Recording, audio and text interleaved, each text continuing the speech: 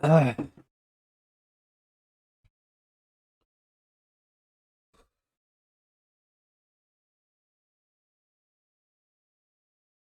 ok, hello em. Chúc anh em thứ bảy vui vẻ nha. Hôm nay thì chúng ta sẽ lại tiếp tục với series Hogwarts Legacy nha.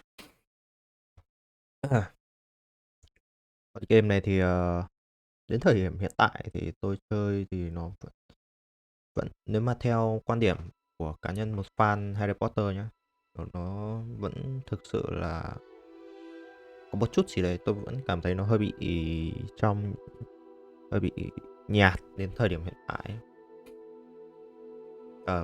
Ở phần mặt combat có vẻ như là chúng ta sẽ cần phải chơi thêm lâu một chút nữa xem nó sẽ như thế nào. Và với tình hình hiện tại thì để mà so sánh liệu nó có thể mà cạnh tranh được với cả những con game gọi là ứng cử viên của The Game Awards như là Legends hay không thì cũng là đang hơi khó nói, khi mà còn Hogwarts Legacy ở trong những cái giai đoạn làm ờ, làm những cái nhiệm vụ hoặc là làm những cái thì tôi vẫn chưa thấy nó thực sự quá cuốn cho lắm. Chứ ở trong những cái lúc mà làm chamber ấy đó, hoặc là giai đoạn đấu chùm đấu boss thì nó vẫn chưa có nhiều cái yếu tố.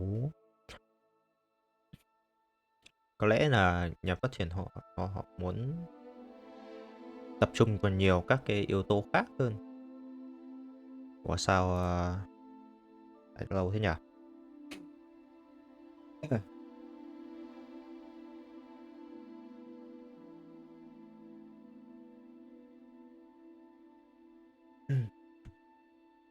Lâu vậy?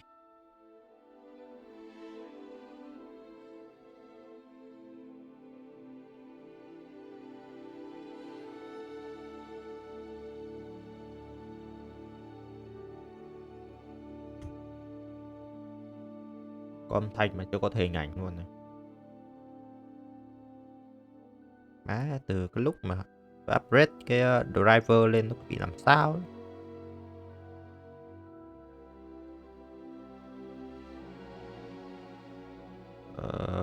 Not responding luôn này. Phải cần đấy. Có âm thanh mà lừa tao à?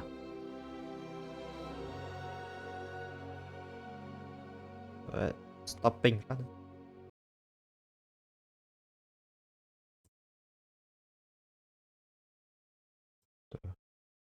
Rồi lại. Ôi giời ơi.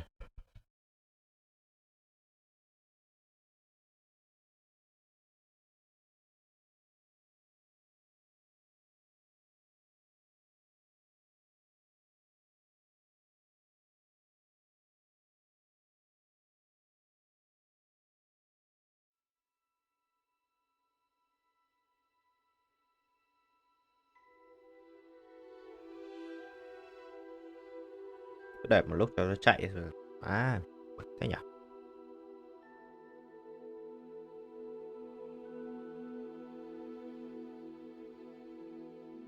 Ừ. Cứ lượn qua một vòng Steam xem có gì không nhỉ?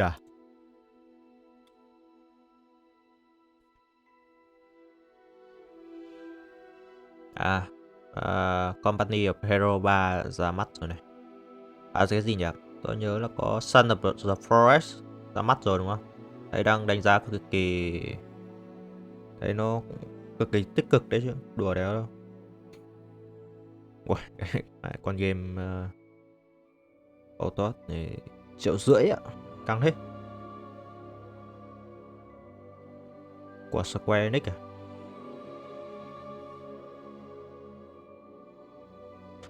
Octopath Traveler phần 2. Ừ. Dạng turn based RPG, JRPG.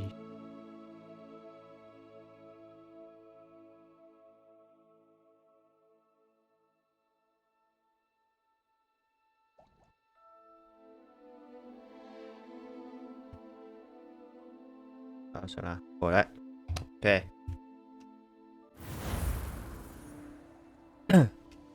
Giai đoạn đầu là load hơi lâu, tôi không biết tại sao. Mới upgrade cái mới upgrade cái driver lên, cái phiên bản driver lên, tự nhiên nó giật lag quá.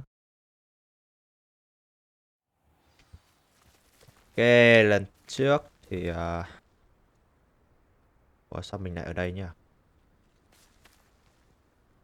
À, tôi nhớ rồi, lần trước thì chúng ta có có có có học cái phép của phép mới là Imperial đúng không? Ok, để mà xong đấy là cái ngôi làng của Em An này thì là bị bọn Goblin chúng nó tấn công. Đó. Đây đây đây.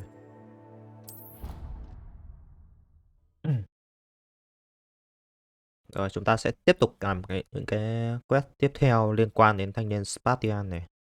Khá là hay. Đâu nhỉ? 200 mét rồi.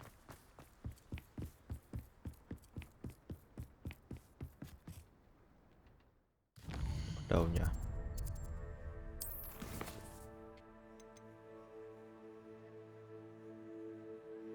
Locate map.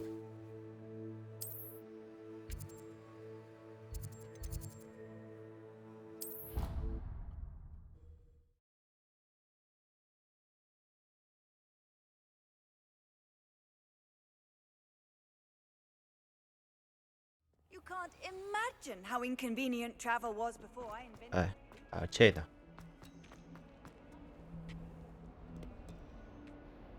Trên nó chỉ mình xuống đây trước à? Không mới chạy được à?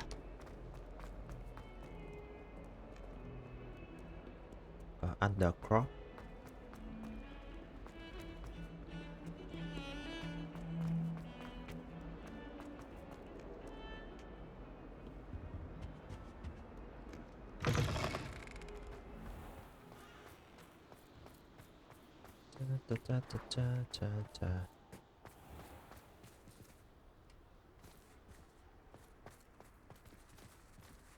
Ờ, tôi chưa đến chỗ này bao giờ ấy. Nên là mình đến rồi mình không biết nhỉ.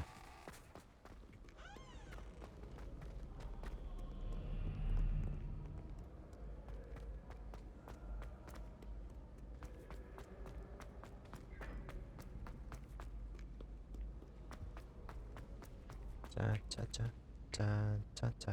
Đây à?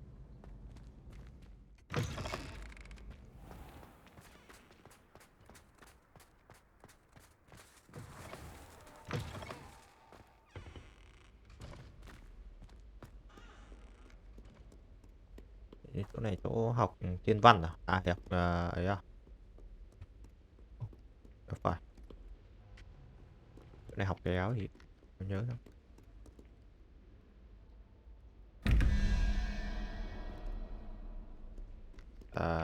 Tôi nhớ là mấy cái này nó có cách giải này. Và tôi hiện tại tôi chưa muốn khám phá lắm. Mấy câu giải đố ở trong này thì nó cũng hơi bị đó. Nó vừa bảo mình chỉ mình lên đây mà.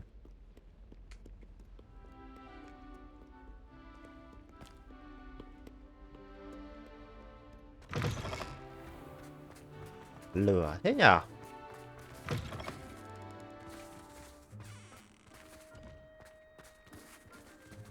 Cuộc nó ở đâu?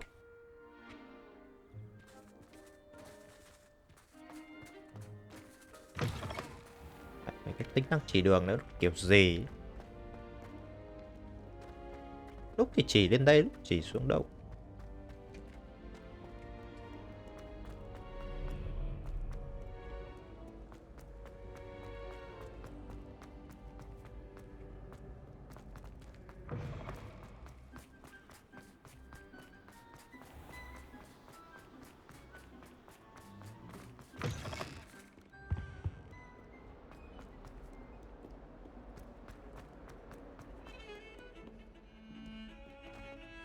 Có undercrop mà. đúng không? À, thằng Onimis này, Undercorp nó ở đây mà.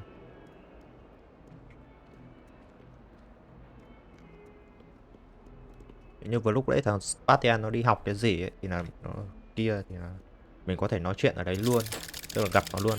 Bây giờ thì thằng này nó ở Undercorp rồi.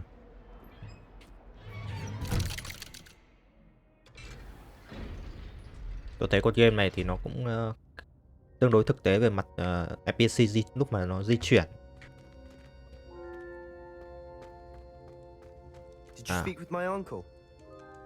rồi, nói chuyện rồi. Lần trước thì chúng ta sau khi trong lúc mà giải cứu cái ngôi làng của em An khỏi bị bọn Goblin tấn công ấy, thì em An trong lúc loạn lạc thì em An lại bị một thằng Goblin nó tóm được, định giết, và thanh niên này đã sử dụng tới cái phép mà Imperial vừa mới học được. Thật ra thanh niên này học được hết mẹ nó ba cái lời nguyền bất dung thứ rồi. Ảo ma thật sự, mà nhà Slytherin mà biết thế nào được. Thì sử dụng phép bên đấy để mà thì ông chú của thằng này thì nó cũng gọi là khá là căm ghét những cái lợi những cái phép kiểu dạng đắc ác như vậy. Đó, thì I wish I had better news about your uncle ok, and Anne. Well, mình có tin tốt what did he say? về I'm chú của afraid An he đây. wants you nowhere near Feldcroft. Nor Mình Anne. sợ rằng I had to stop that goblin from killing my sister. He had no right to banish me from my own twin. ông ấy không có lý do If gì he để thinks cấm mình khỏi banishing me means I'm going to give gặp up on An Anne, được. he's sorely mistaken. He also said he cannot excuse the use of dark magic in any form. Ông ấy nói rằng That ông if ấy he không thể hears chấp of nhận either việc of sử dụng us using it, he'll ở go bất straight cứ to khi Professor nào, Black. trong bất kỳ trường hợp nào. That relic, dark magic or not, is the key to saving Anne. Cái relic đó là cái chìa khóa để có thể cứu An. I will not lose Anne for good. I should send the Mình crest sẽ to không từ Anne. bỏ đâu. She'll know that we need to meet. I'm afraid I don't follow. Mình Nothing, sợ just là a mình thought. chưa mình không Now mình I'm cũng more không nghĩ vậy. determined than ever to learn what power that relic has. Ừ.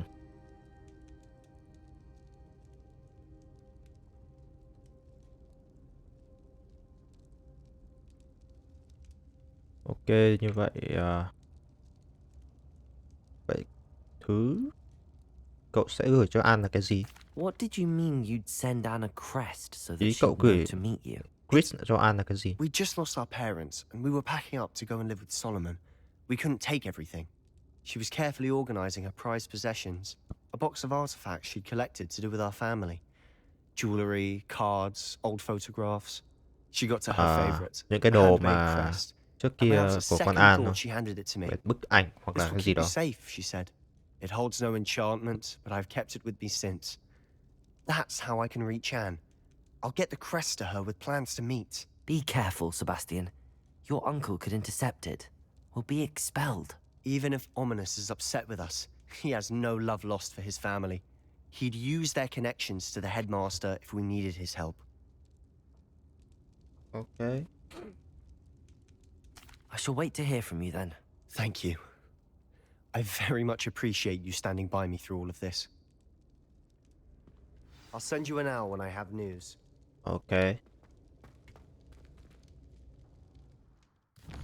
Như vậy thanh niên kia sẽ gửi cho em An những cái ấy để có thể một cuộc chạy trốn khỏi ông chú để mà có thể cứu chữa cho em An. Mom of the World. Đây là cái này thì liên quan đến em Natty.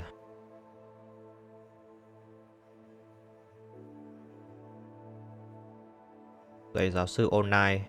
Onai là mẹ của em Natty.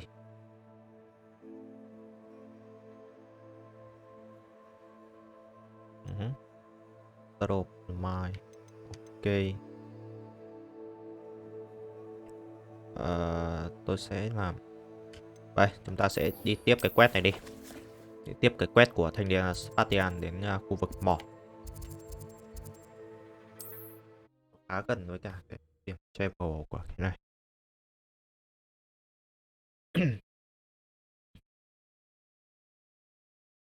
How nice to see you, my young friend. It's like a place right out of a story. Shane Bardolph thought dark magic was the answer.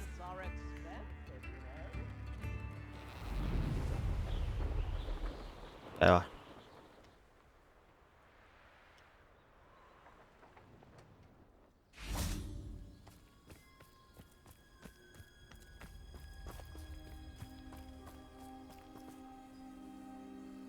Đây là mộ của cha mẹ thằng Spartan à?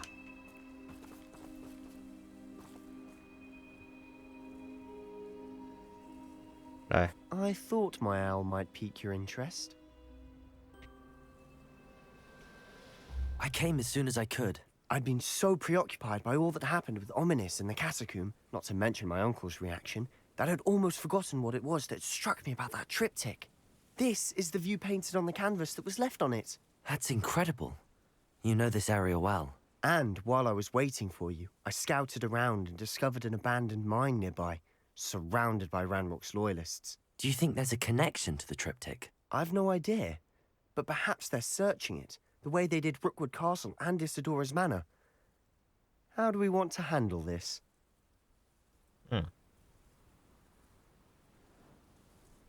Như vậy thanh niên này tìm ra được một cái mỏ mà có liên quan đến cả liên quan đến bọn Goblin.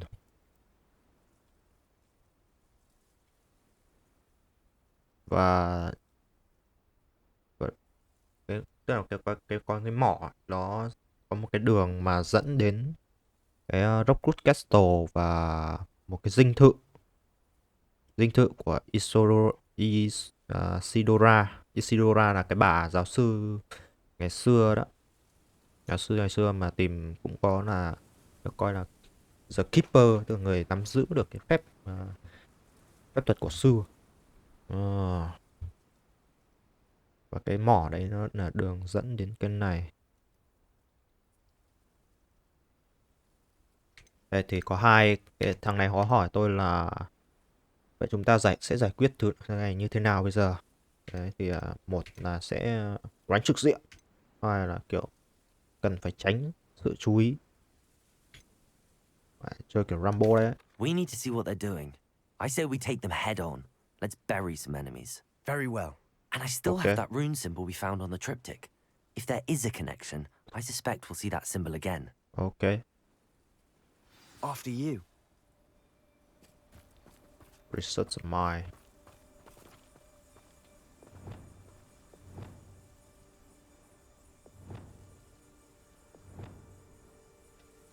We must remain unseen.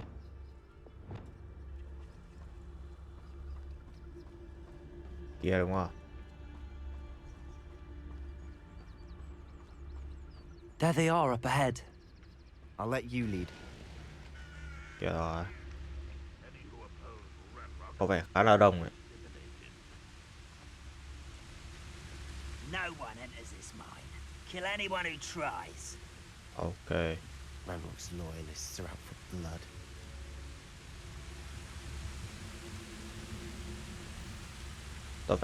Tôi phải xem có bao nhiêu thằng đã. Một này, hai. Này thì hoàn toàn có thể chơi kiểu ăn xin được.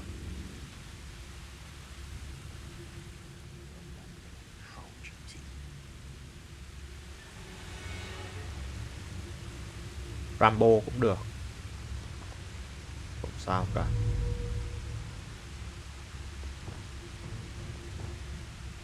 Rồi đã, để đổi phép đã.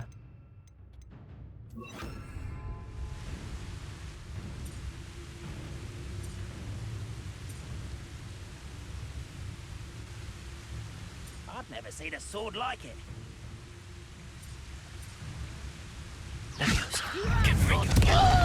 Descendo!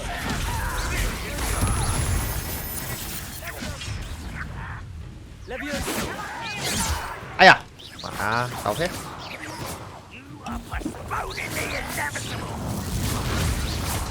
Leviosa! Descendo! Survive this, my young. What is it that give up? Confringo! Leviosa! Descendo! Confringo!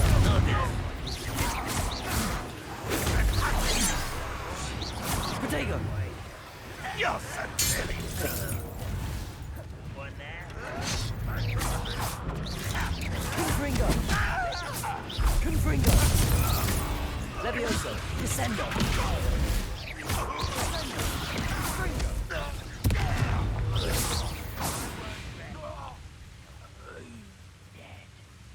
Đứng như này thì có assassin được. Bạn Rambo đi. Revelio.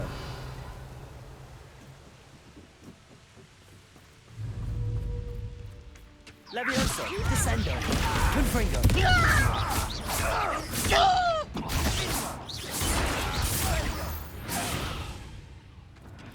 All of Ranrock's loyalists deserve the same fate. Nice work. Revelio.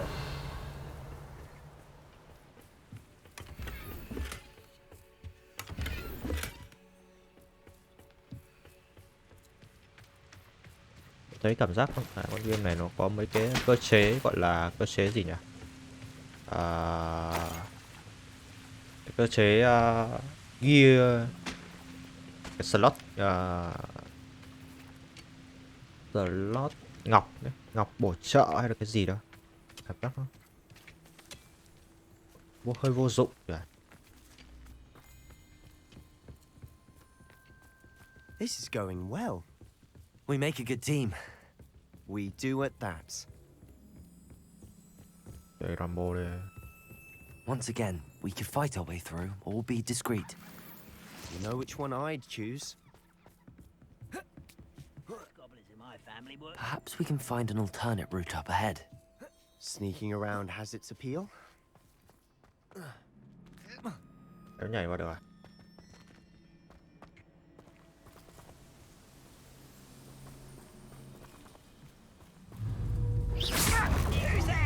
Levioso, descendo.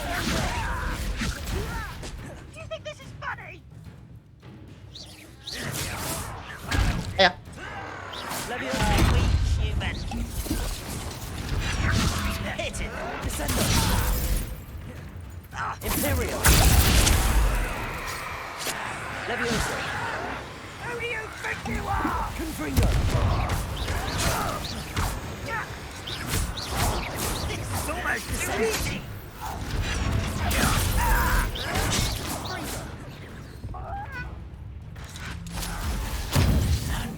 Unforgivable. Levioso. You're not even Descendo. shall we not bow? Confringo. I will have my revenge. Finish me. Levioso.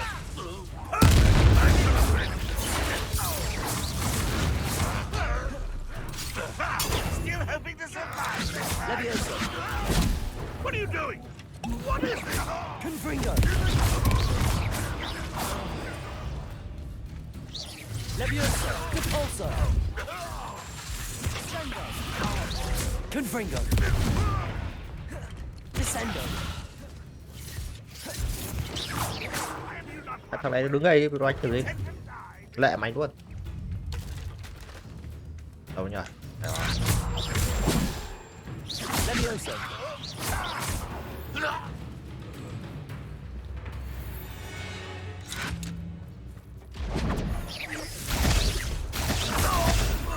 And the fun is over. Fun is a relative term. It is. And that was relatively fun.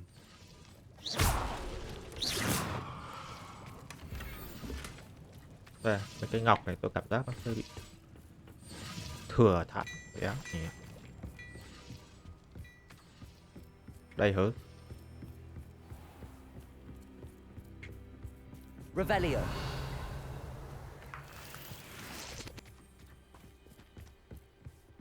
Vào thôi.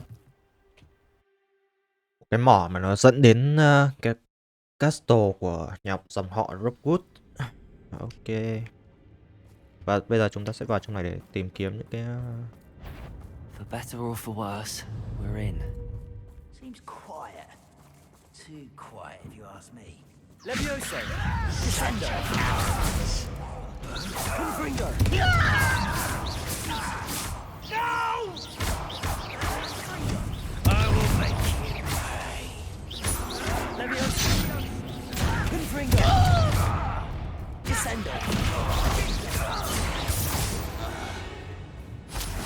This mine looks like a tomb. It was closed after accidents were reported. Now I see why. Hứ.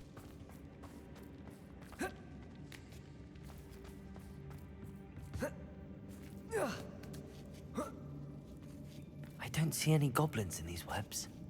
Too disgusting for even a spider to prey on. Spider. Ây da. Hello các bạn. Descender. Confringo. Levioso. Descender. Levioso. Stupid. Descender. Confringo. Levioso. Stupid. That's all. Stupid. Levioso. Descender. Confringo. How many Ranrock loyalists are in here? Too many. They definitely think there's something here they want.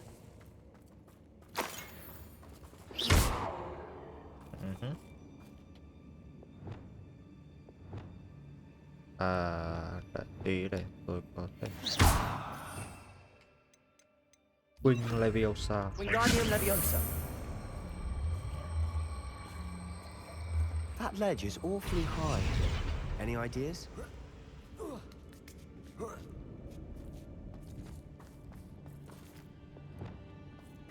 It's no wonder spiders give people goosebumps.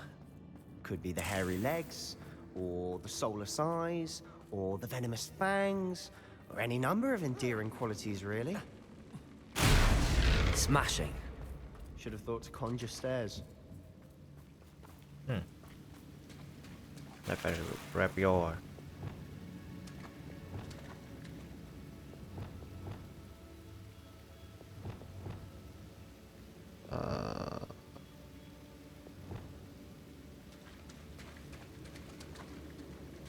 Kéo lên đây đã. Confringo.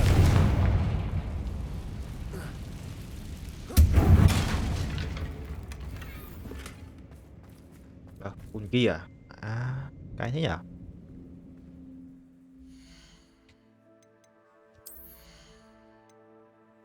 Kia của tôi có gì mà nhiều nhỉ?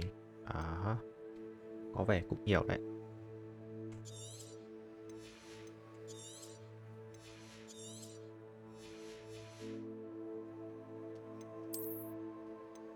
Toán thử mấy cái thứ vỡ vào vẩn.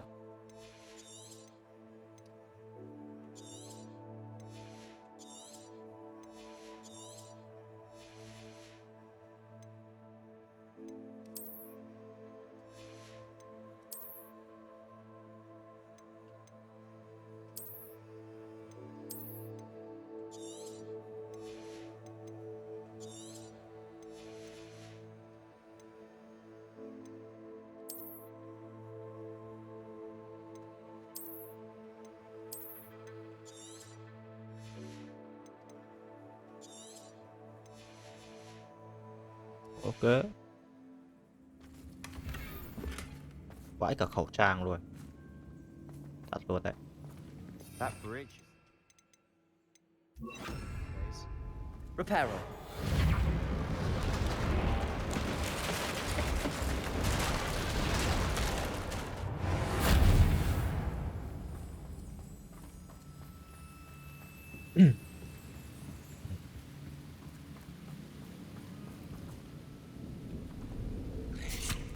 Nhận.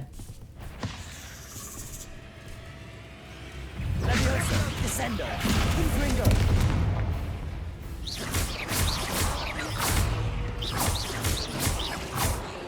Thật luôn.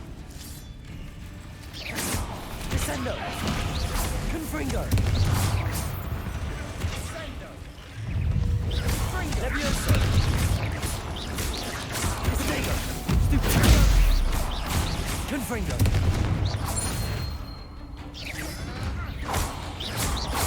Descender.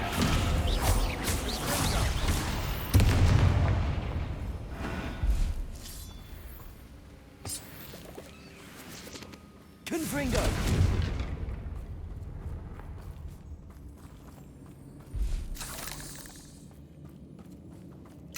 tí nọ thuốc. Có con goblin chết mẹ ở đây này. We're making quick work of them. Professor Hecat would be proud. She would at that. Hogwarts loyalists have all but declared war. Levioso. Cái gì nhỉ?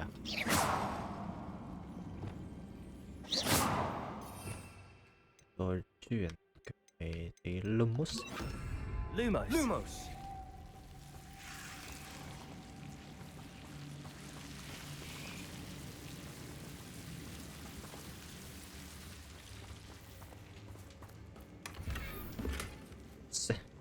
Vào đây được cái này.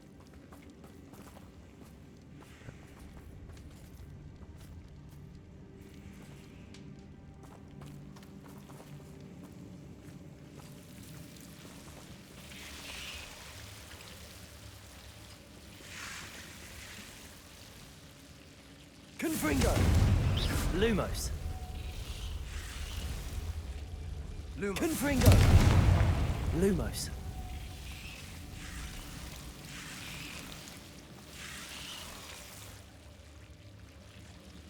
Trông gớm ghiếc thật. Đánh ra đây bạn ơi.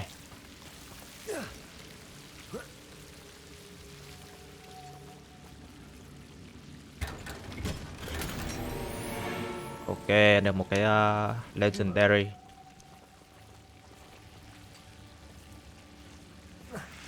Tại trước tôi chết một lần vì cái này bực đéo chịu được.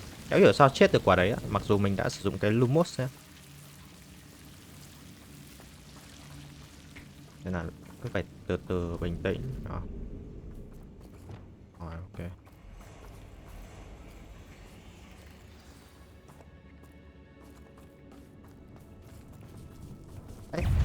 Confringo. Levioso. Descendo. Tất cả mình.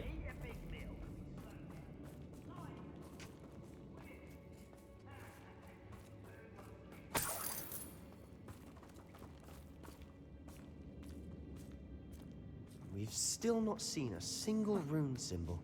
I think we're going to be a bit distracted from runes for a moment. An unwelcome distraction at that.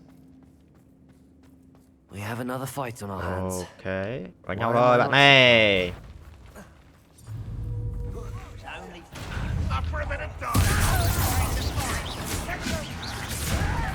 Descendo. Imperial. Levioso. Just you wait till I'm on ground. Descendo. Rather unwise coming. Ai à? Levioso. Confringo.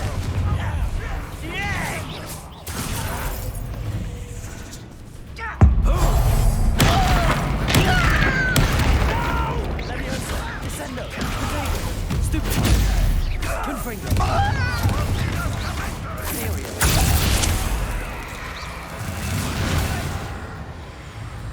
Levioso.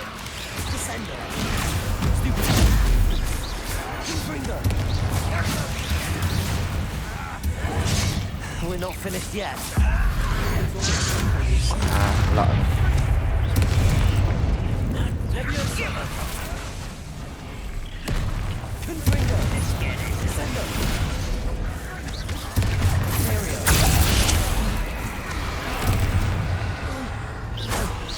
Levioso. Descendo. Confringo.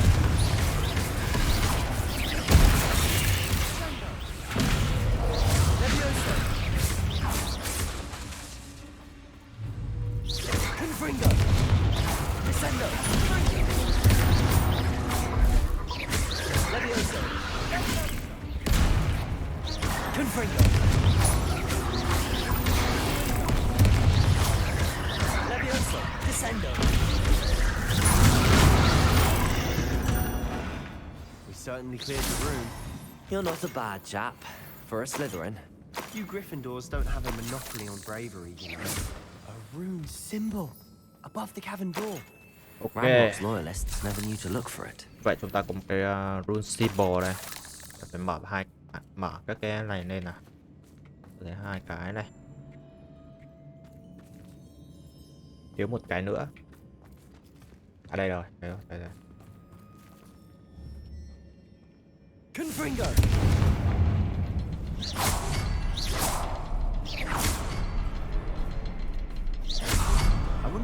Wasn't expecting that. Okay, here we go.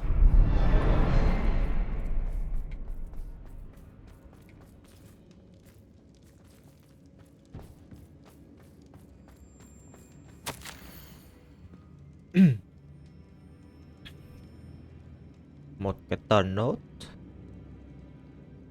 Tờ nốt này hình như là Black Death, cái chết đen à? What do you have there? A journal entry by Isadora. Hopefully it will help us unravel more of this Sebastian, mystery. I think I found something. A canvas piece. Canvas piece này. Brilliant. Our efforts weren't in vain after all. Still, something about this place feels odd. Đây rồi. Check on Sebastian. Đâu? If the triptych led us here to find this bit of canvas, we can probably assume that Isadora Morganach was here. She seems to have been everywhere. But if she was using the Undercroft and the cellar beneath her manor in Feldcroft, why would she create this space? And why hide it behind cryptic rune symbols? Bọn này đang thắc mắc là tại sao cái bà Sira này Isadora and Percival làm ra một cái another of nơi Keyleth, này could và see tại traces sao of lại ancient có magic too. Rackham?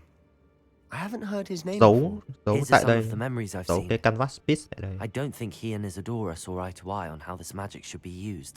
This is all rather baffling. Let's take the canvas back to the triptych. Perhaps the answers are there. Okay. This place is odd, to be sure, but I'm fascinated by it.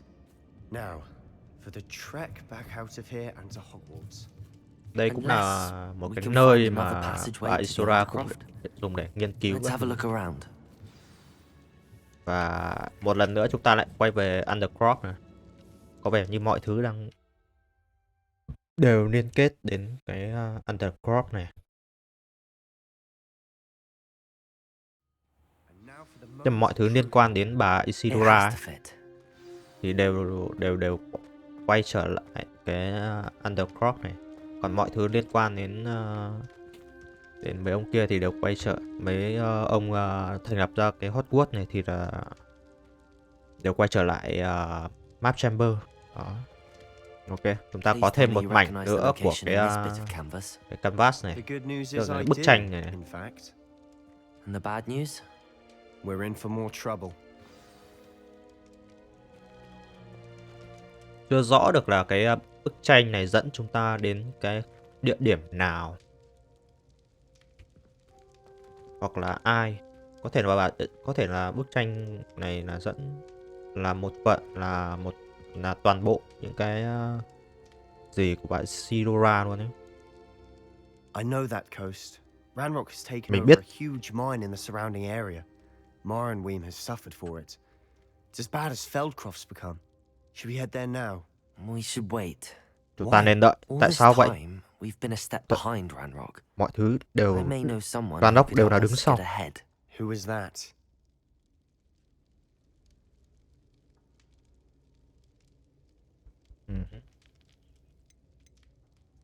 Ok, mình nếu mà đã đến bước này thì cũng nên nói tức là mình nói là cái chúng ta nên đợi bởi vì đợi cái ông Lockwood ấy, ông ấy tìm hiểu thêm xem là sẽ có được cái thông tin gì về thằng Ranrock, cái ý định của thằng Ranrock. Ok. A friendly goblin. He wants no part in Ranrock's fight. A friendly goblin. Một người bạn với No, Glyn à? goblins cursed my sister to Cậu shut her biết up. Said she bọn yêu should be tinh seen nguyền and rủa not em gái heard. tớ mà. I do, but not all goblins Mình are. biết Not all nhưng goblins what? Have you forgotten Feldcroft?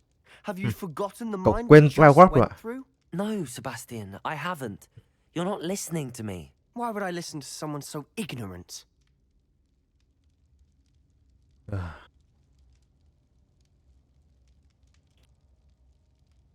Có vẻ như thanh niên Spartian đang có một cái định kiến về Goblin.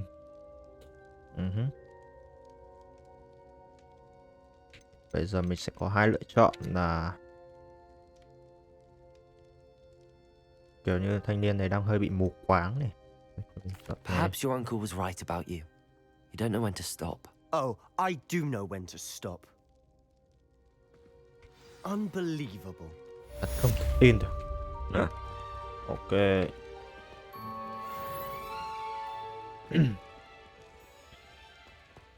Có vẻ như là sau khi nghe xong thì thanh niên này kia bắt đầu có cái định kiến là không muốn mình tiếp tục rồi đấy.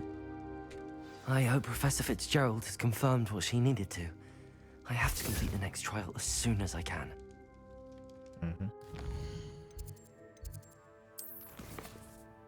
Cái này cần level 23.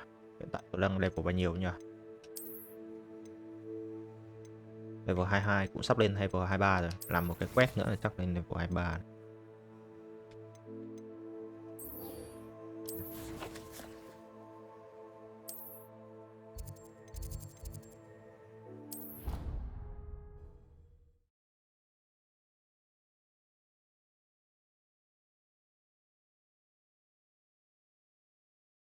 What are you up to now?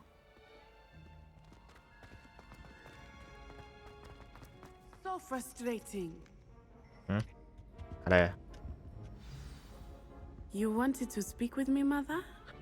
Mẹ muốn nói chuyện với con à? To speak with you alone, Ta Natsai. mong rằng chỉ nói Your chuyện với message con một mình mà mentioned thôi. your concern about an unusual creature that was spotted in the woods near Hogsmeade.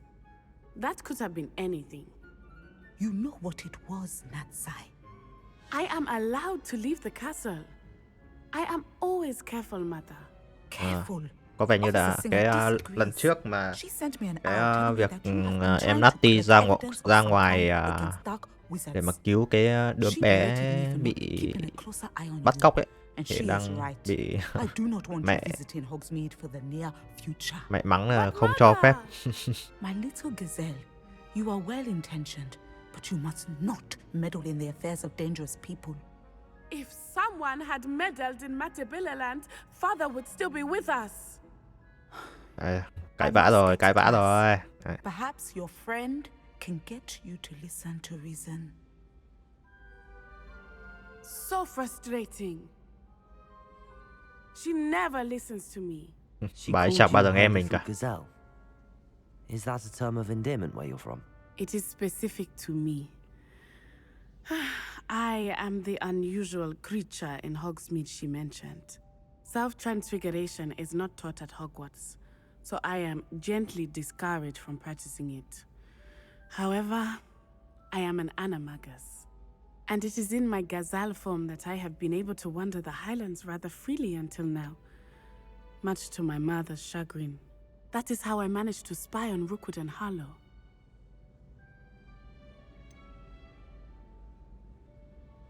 Cái Animagus là sao nhỉ?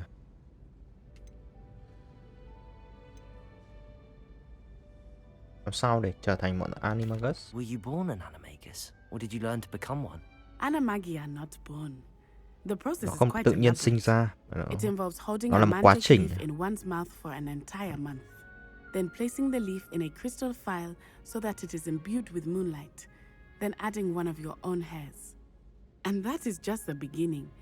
Self-transfiguration is common among students at Wagadu, but Professor Weasley considers it much too dangerous to teach at Hogwarts. Can you choose what form your animagus will take? Oh no, a person's animagus form is determined by their personality. My mother is convinced that my form is a gazelle because I adapt well to any situation. I believe it is because I can sense danger and keep my wits about me. Khá là thú vị đấy. Now the nickname makes sense. What an extraordinary ability to have. It is. I love transforming, but Mother is less enthusiastic about it. She says that no creature, especially one as rare as a gazelle, should be bounding about where poaching has become so prevalent. She claims that she has foreseen tragedy befall me in my gazelle form. But she has used her sight to control me too many times. I no longer believe it.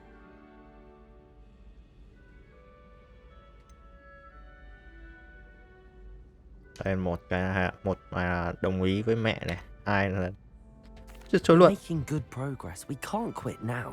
I agree. I have never considered quitting, even for a moment. You could have fled the moment you discovered that Rookwood, Harlow, and Randrock were after you, but you did not. I choose to act as you have. I must deal with Rookwood and Harlow, not hide from them. My mother cannot know where I am all the time. Thank you for being here during that rather awkward conversation.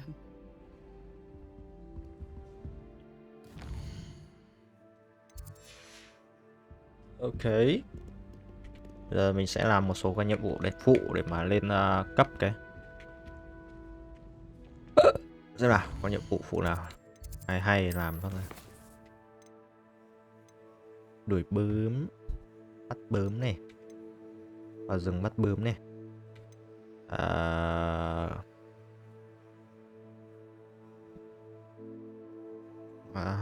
Cũng là vào trong rừng này. Chơi cũng là vào trong rừng này. Có vẻ như khá nhiều cái cần vào trong rừng cả. Ok. Rồi, tôi sẽ đợi một chút.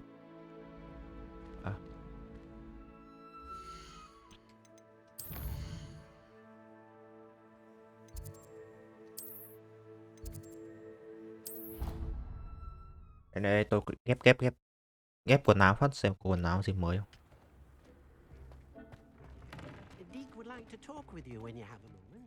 Nó sẽ Sam. Oh yeah. Và có quả áo choàng Quidditch luôn ạ. Đâu? Đây chứ.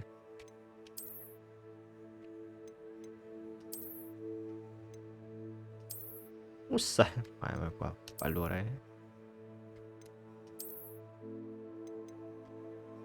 Legendary. Đấy, nhầm rồi. Áo choàng có khăn cổ. Mấy cái khăn cổ này thì xấu quá đấy. Đây có cái này level 23 tôi mới mặc được ạ. Ok. Hình như trông nó hơi xấu như vậy. Ê trời. Quả áo Quidditch. Áo choàng của Quidditch.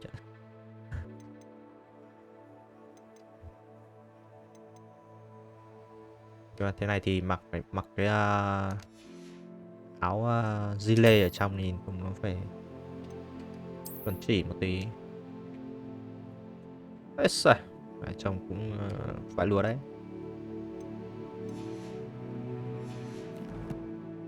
Đâu xem nào. Trời. Trông cũng chiến đấy. Hoàng tử công chúa phết. Ok. Để tặng thêm này.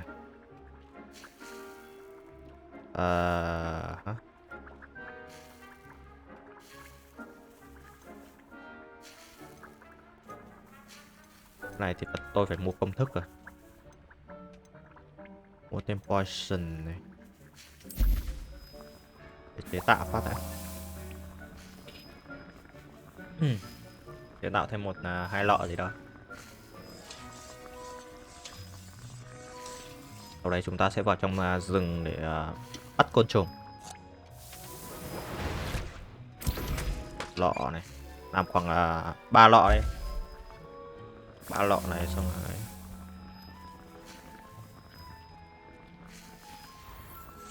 Cả ngày đúng không? Bloom. View upgrade này. Wow.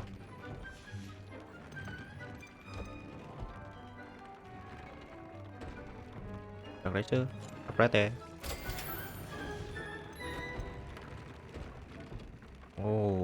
Cái này là cần Looper, Peter, Chisel, Hair. Ủa, nhiều đấy.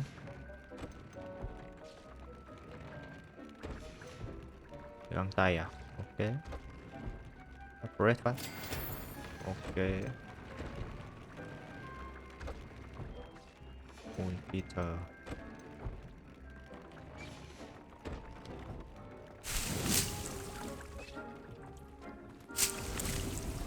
Ở trong shop thú phát. Mấy con kia đâu rồi? Đây rồi.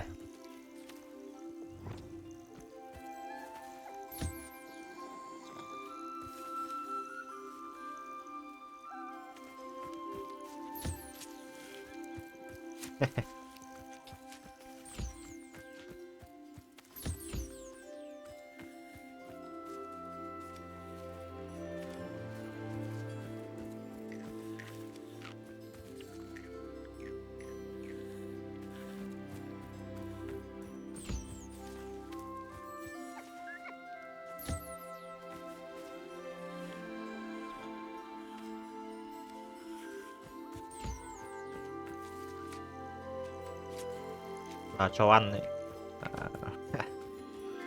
Đấy, từ từ, đừng bay nữa. Trời đựng. Rồi. Cho mày ăn nè. Còn Flipper.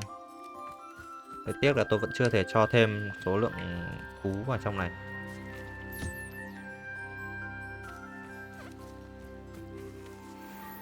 Oh yeah.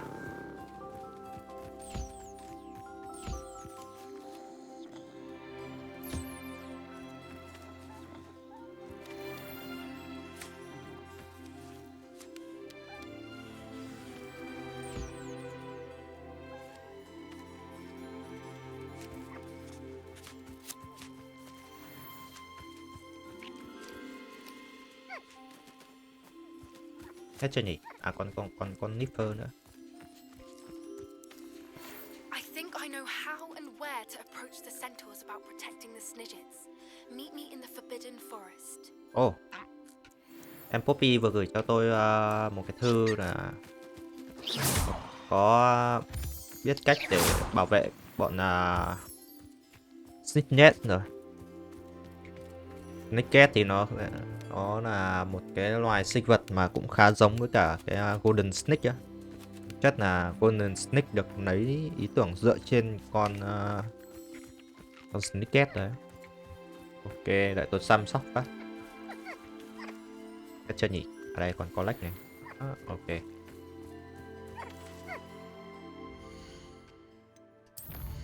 Đâu, xem nào. Check the quest, locate map. Nhiệm vụ của em này cũng khá hay, nó liên quan đến động vật. Apple phát.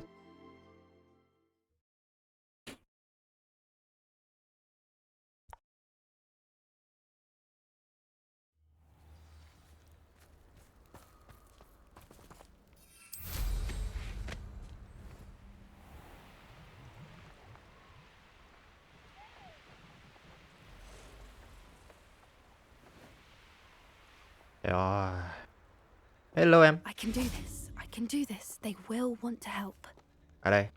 Lần trước thì trong lúc làm nhiệm vụ với cả em Poppy thì em có đề xuất một cái ý tưởng là chúng ta sẽ nói chuyện với cả nhân mã để mà hợp lực lại chống lại bọn buôn bán động vật, sinh vật huyền bí á. Ok, để xem là lần này chúng ta sẽ đi gặp Poppy và sẽ đi nói chuyện với cả bọn nhân mã. Ok. Is this where we're meeting the centaurs? Well, they don't exactly know we're coming, so it's less of a meeting and more of a surprise, I suppose. Ok. Họ sẽ hiểu thôi. Once we tell them about the Snidgets, they'll understand why we came and they'll want to help. I hope you're right. Mình hy vọng cậu Perhaps đúng. they'll be able to tell that we're sincere. There's something about them that's Rồi như họ so sẽ nói chuyện một knowing. vài thứ gì đó. It's almost unnerving. Ok.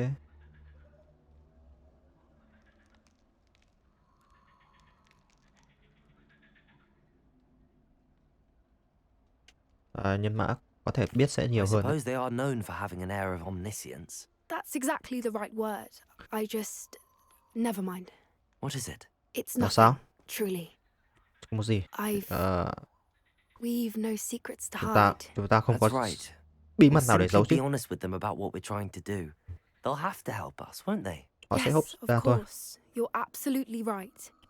We'll meet with them, tell them about the snidgets, and I'm sure to all be fun.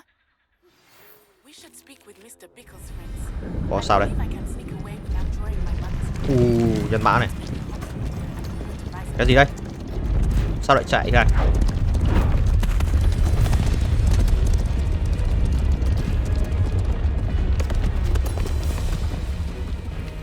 Bình tĩnh các anh trai ơi. Các người đang nghĩ làm gì ở đây vậy, lũ con người? We were hoping to speak with you. Chúng tôi chỉ muốn nói chuyện thôi. Có vẻ như chúng ta đã từng nói chuyện và các bạn của người đã nói chuyện vào đấy. We're here because Không, we need your help. chúng tôi cần sự giúp đỡ của các người. Đủ rồi. Các người không được phép ở đây. Phù thủy. Leave them be, Alec. Để họ yên. Eric. It is not our way. Đây không phải cách của chúng ta. Người có vẻ quên vị trí của mình rồi. Kẻ ngốc.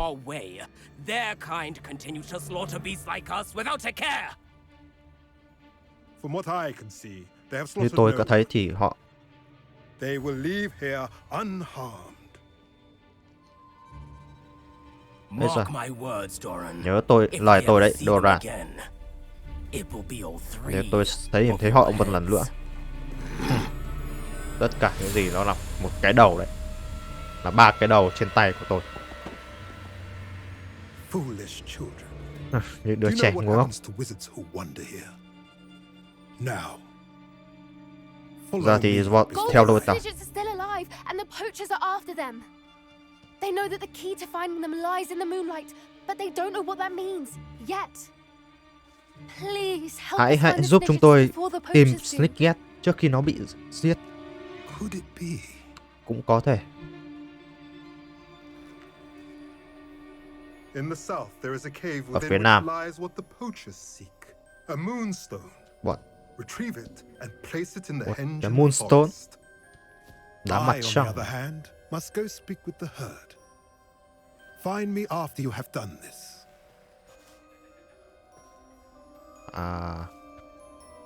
Như vậy mình cần phải tìm một cái moonstone ở bọn I don't tay buôn đang understand. tìm kiếm à. So the moonlight mentioned in the journal doesn't refer to actual moonlight, but to a moonstone. What do moonstones have to do with snidgets? Làm sao And moonstone có thể why tìm được? is he so certain about where we could Snicket? find one?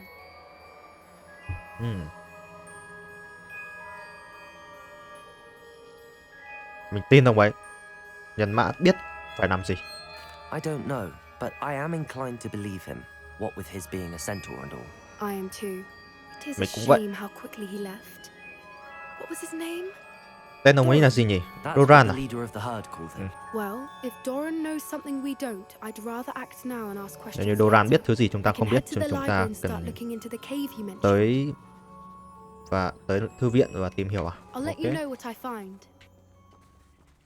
Ok. Ở gần đây thấy có cái ấy này, có cái moon này, có cái ngắm trăng ngắm sao này. Đâu nhỉ? Trên. Đây rồi. Knowing a meat he's likely studied here. Đây.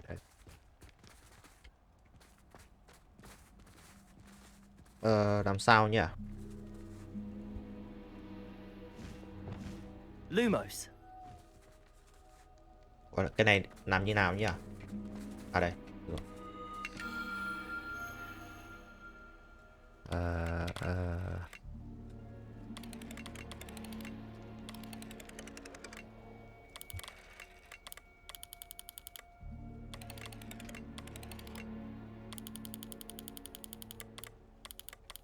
Đây chứ.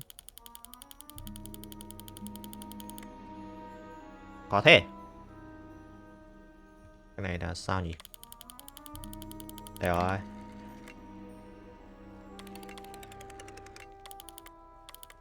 Đúng chưa? Ở đấy. Trông về gần rồi đấy. Đó, chuẩn chỉ ngay. Dragon à. 2/5 rồi.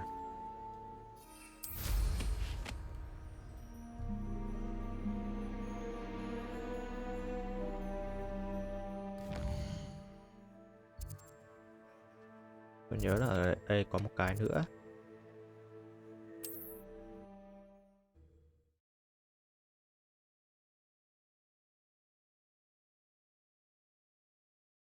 Đang tiện buổi tối thì đi lấy luôn. I've always said that travel broadens the mind. Cái gì đây?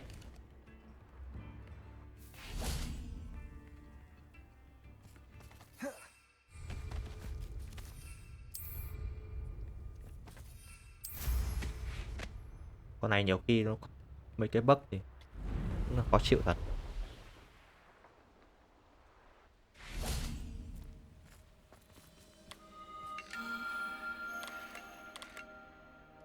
Xoay à?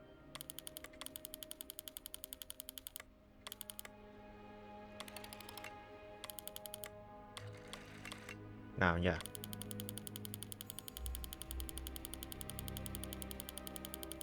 Đây đúng không?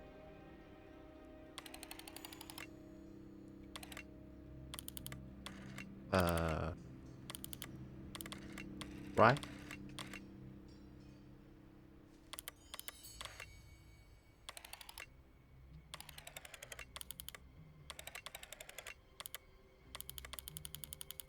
Ừ.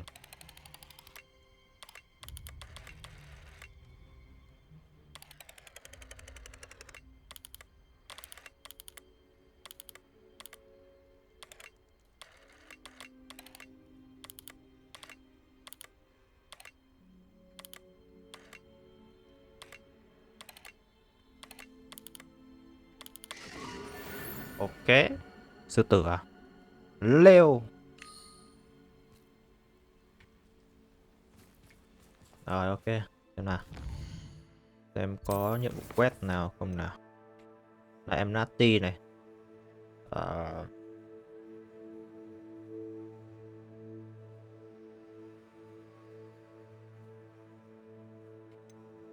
Ok.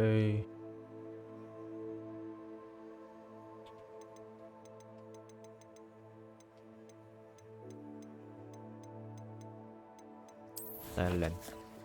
Để tôi cộng thêm mấy cái talent vào nữa.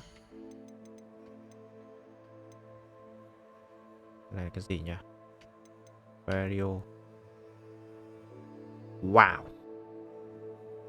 Perfect.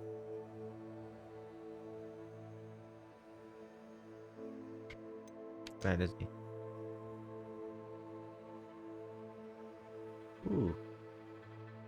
You direct damage on impact. À, một cái là ở tầm gần, một cái là tầm xa đúng không? Này cái gì?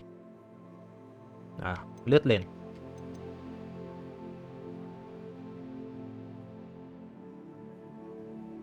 Cái này thì mình không cần cho lắm. Tôi nghĩ là một trong hai. Lấy cái này đi. Có vẻ hợp lý đấy.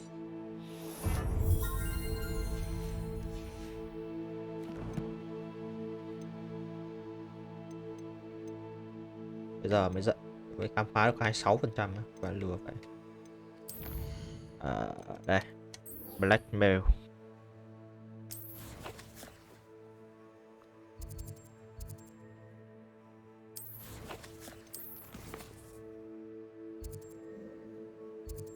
Smith.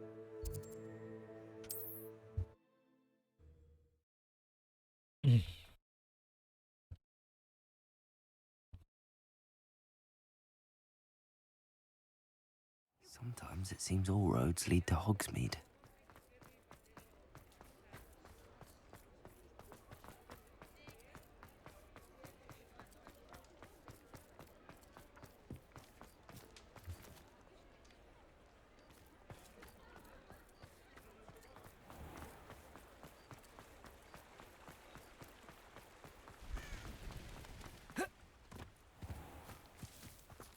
Đây. Lại bỏ nhà đi theo dai Are you rồi. ready to put an end to HaDo? Cậu đã sẵn sàng chưa? Đi thôi. I'm ready to do what's needed to take Harlow down. I know you have a plan. Ta We sẽ must gather đi đánh information bại thằng from the HaDo đấy. friends of Mr. Bฉิ่that Archie and Mrs. Bฉิ่mentioned. Agabus Filbert, Otto Dibble, and Mr. and Mrs. Rabe. All right. I suggest that you speak with each of them while I head to the Hog's Head. I saw some Ashwinders heading there. And as my mother would never go near the Hog's Head, she is less likely to learn of my activities than if I were to wander the village questioning its residents. Vậy mình có thể tìm họ ở đâu vậy? Where am I to find these friends of his? I do not know about Mr. Rabe, but his wife, Daisy, is often in Hogsmeade, as is Daisy Agabus thì thường ở Filbert. Hogsmeade. And Otto Dibble, he works at Gladrags, so you will Otto likely thì find him làm there. việc ở Galas. Ok. Very well. Vậy I'll thì speak with mình them, sẽ nói see chuyện what I với can họ. learn. I knew I could rely on you. We need to know how they are being blackmailed by Rookwood and Harlow. Meet me here after you have spoken with them. Ok. Hopefully, by the time you return, I will be able to move a bit more. Chúng ta sẽ nói chuyện với 3 người đây.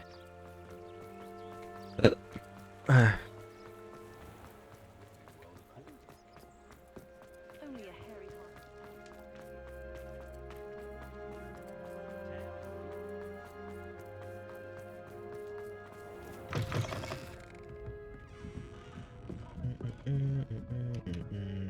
Mrs. Rabe should be nearby. Cái chắc này ông ấy trên kia. Tầng trên à. Oh, Đây rồi. Isco, what have I done? Bà vợ của ông ấy đây. Mrs. Rabe, Bà I bà wonder Red. if I might speak with you about Theophilus Harlow. Tôi muốn nói chuyện về I'm a Theophilus friend Harlow. of the Bickles and I'm Tôi là trying to bạn gather của Bickle. evidence against him. Poor Joanna and little Archie. Thật tội nghiệp And now Johan Harlow và has taken my đứa trẻ darling Archie. Isco. What do you mean? Why? Ý bà là sao? Tại I'm a sao? security guard at Gringotts, and my husband Tôi is là a một curse breaker for bảo me. vệ ở Harlow Gringotts. approached me about helping him extort my colleagues into giving him treasures from the vaults. And you declined? Of course I declined. Repeatedly. I thought they'd given up until I came home one night and found my husband gone and a note affixed to my door with a knife. The note stated that I only had a few days to reconsider helping with some banking needs and that my husband would appreciate it if I acted quickly. But the help Harlow wants is help that I cannot give, and my dearest Isco is paying the price.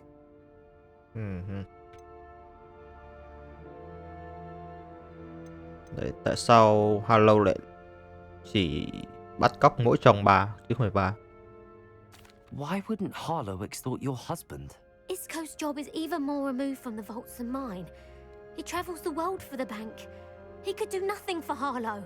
I'm the one in the bank on a daily basis, which evidently makes me an enticing target for blackmail.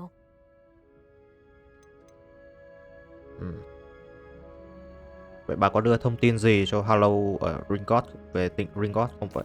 Have you helped Harlow since your husband was taken? No, I'm worried sick about Isco, but he'd never want me to compromise my integrity. I also know that he's extremely clever. That said, I was hoping he would have escaped by now. It makes me concerned as to why he hasn't. Ok.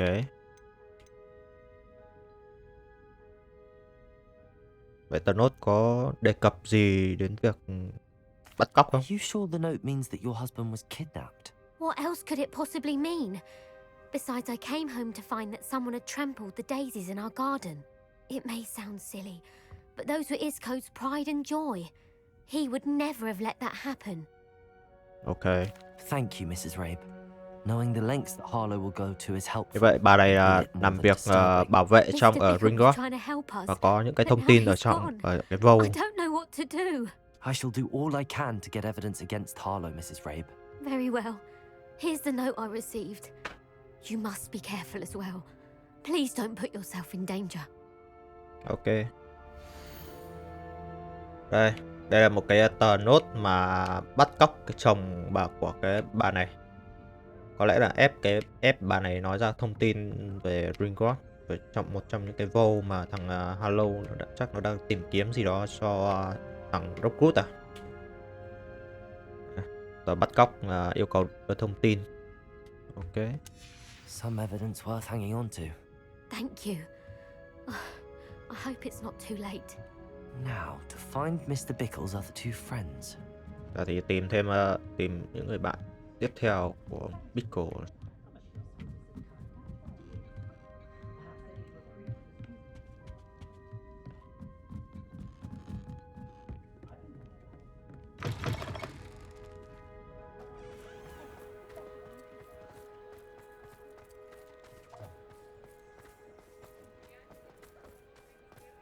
Otto Dibble works at Gladrags. I should check there. Ok. Please tell me you didn't take it, but perhaps it's been here all along. Đây ông Otto đây. Mr. Dibble, may I speak with you? Liệu tôi có thể nói chuyện về tên HaDo được không? May I interest you in a stunning cravat today? Please, sir, I'd like to help. Thưa ngài, To Mrs. Bickle. tôi có thể giúp đỡ được. You know the Bickles? Cậu biết Bickle à? All right. Được rồi, But we must be chúng ta cần phải Can't have Mr. Hill hearing this. chúng ta I cần know phải nói Mr. chuyện. Hill. He was kind to me the day of the troll attack. Oh, he's a good man. Ông ấy là tốt, He would nhưng mà understand about Harlow. ông ấy sẽ không hiểu về tên HaDo đâu. I was distracted reading a note when you know who came into the shop. I hid the note behind the counter and offered to help him.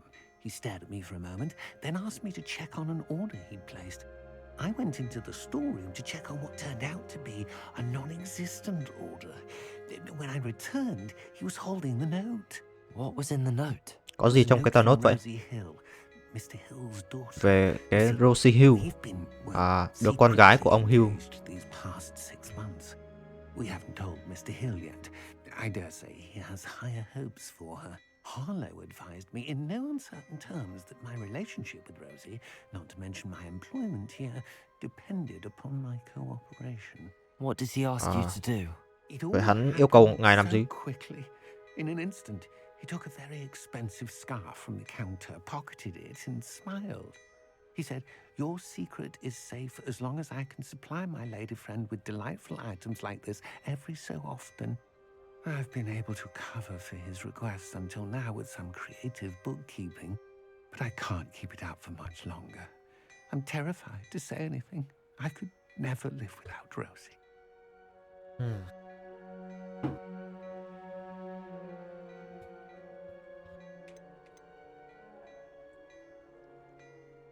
Ok.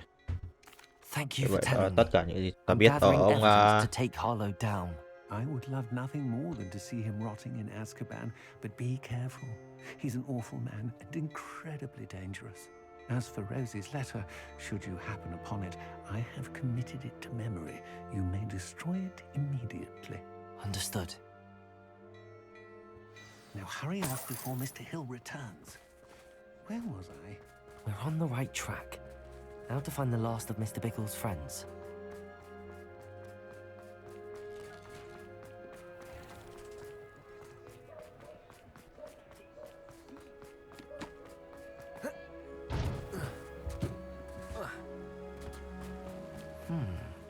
Agabus Filbert must be around here somewhere.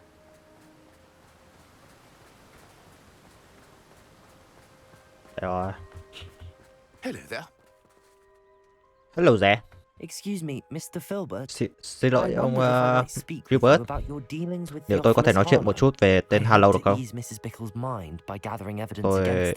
Oh, tragic. What Tôi happened bạn to của Bickle? Bickle. He wanted me to speak out against Harlow for an act of violence committed against me. But I feared Harlow's retaliation, and so I refused. Ông này từ chối luôn.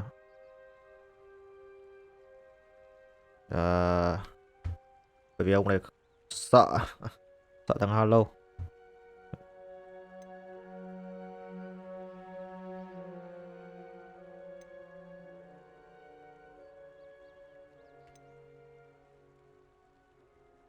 You may have shared Mr. Bickle's fate if you had spoken out against Harlow as he requested. Unfortunately, I suspect you're right. You said that Harlow committed an act of violence against you. Could you tell me what happened? Before my extraordinary wife, Dulcibella, passed away, she had just completed a small book of poetry. As a surprise for her birthday, one she never had the chance to celebrate, I had the book beautifully bound and plated in gold. One day, Harlow came calling to punish me for having spoken out against the Neanderthals that comprise Rookwood's lot. Before I knew it, I'd been petrified, and Harlow was rifling through my home. He found the book of poetry, with its exquisite gold plating. I watched helplessly, lying there in my entranceway as he walked away with the book, laughing as he went. I was shaken to my core. Still am, to be honest. I imagine you fear Harlow retaliating again. But do you mind if I share this information with Officer Singer? I suppose I have no choice. This extortion can't go on forever. You can pass it on to anyone who may be willing to help. Harlow does not like people talking, as you already know. I've spoken with Mr. Bickle's friends. Now to find Natty.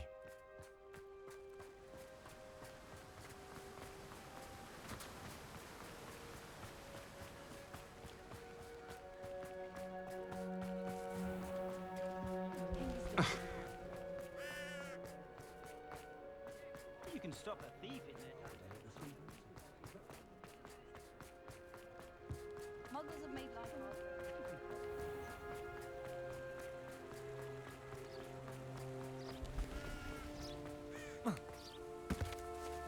It's not like Natty to be late. She said she was going to the Hog's Head. Perhaps I'll find her there. Cái gì hả? Để đi tìm con này ở trong này nữa à?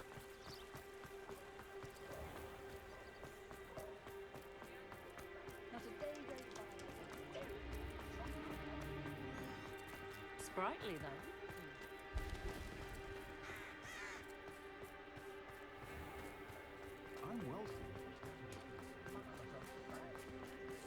Natty must be around here somewhere.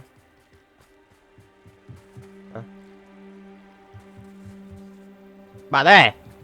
Natty's wand. She can cast without it. She wanted me to find this.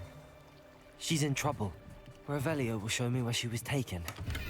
Con này gặp rắc rối rồi. Quả tự nhiên mất cái đũa ở đây à? Từ đây. Revelio.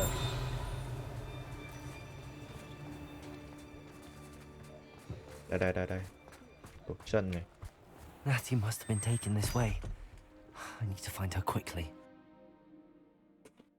Tự nhiên bị bọn kia nó bớ luôn à? The footprints led to this room. There must be another way.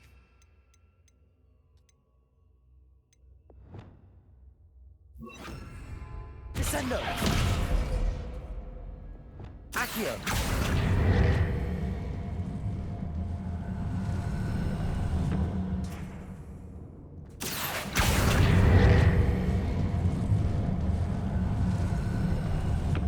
The hidden door. Natty must have been taken this way. I need to find her quickly. Revelio.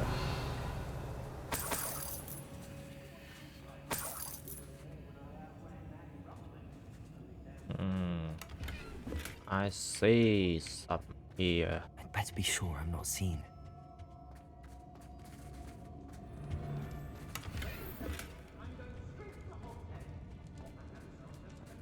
Cái con lợn này 7 tới số rồi. It might. Descendo. Confringo.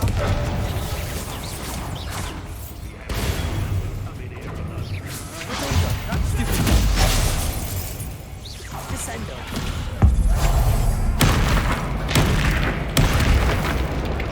Imperial. Confringo. Chết luôn à? Lại đéo để ý rồi. Lại đi, mẹ con lợn này. Bố mày không để ý thôi nhá. Natty must have been taken this way. I need to find her quickly. Bọn này đánh phải cẩn thận, mình đánh chủ quan quá. I'd better be sure I'm not seen.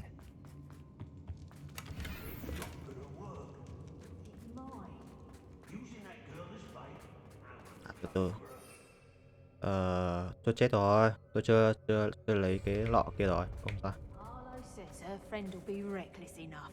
He wants them alive. Levioso, Descendo, Confringo.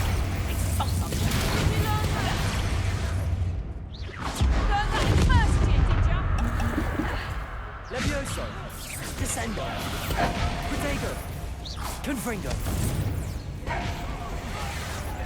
One more minute. Imperial, Levioso, Expulso. Production. Descendo, Confringo. Made a grave. Levioso, What are your thoughts on Protego. electricity? Levioso, Descendo,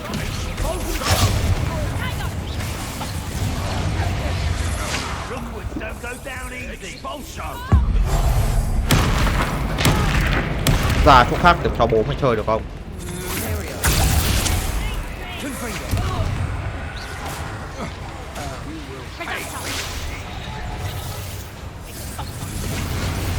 Expulso. Aha. Back to the done. You fight. Confringo, Levioso, Finally. Production. Descendo, Confringo. Production. Levioso, Descendo. This has become personal. Còn thằng nào nữa nhỉ? What are you, shy? Pussy. Now to finish the expulso. Protego, Levioso, Descendo, Confringo. Expulso. Expulso à? Bố mày Might want to look Incendio. up. Accio, Expulso. Expulso. Incendio. Quite conductive, aren't we? Confringo, Expulso. Flash of inspiration. Levioso, Descendo, Confringo. thằng nào không? I did it. And the match wider, no less. Revelio, À. Ở đây cái tờ thơ này, cái a dòng book thơ of của, poems that was taken from Agabus Filbert. thơ của ông He's Albert thrilled to này. have this back.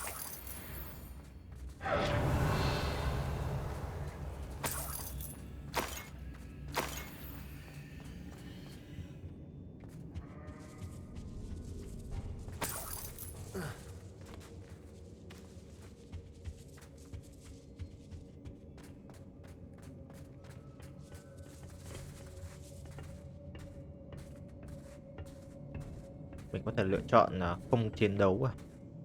Ok. Revelio,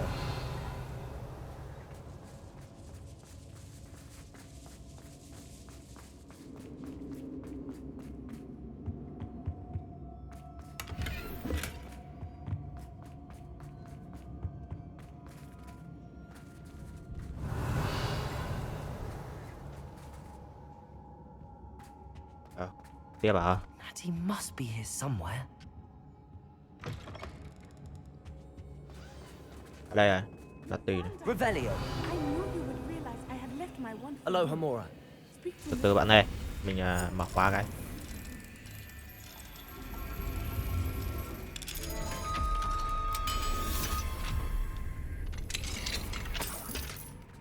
ISO cái đũa của này. I need your help. Đây cái đũa của ông ISO Ray. grip này. Daisy told me you'd been abducted. You spoke with my wife. How is she? Worried Cô ấy about sao you. rồi? Cô ấy khá lo về ông đấy. Ông sao? I am all right. Tôi ổn.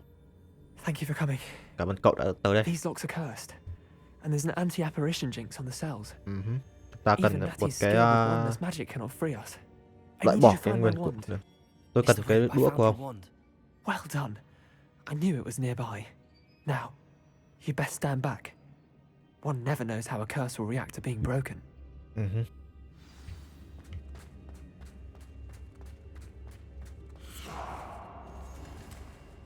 Phải đợi ông kia mở cửa đã, xong rồi là chắc mở nốt cho con Natty.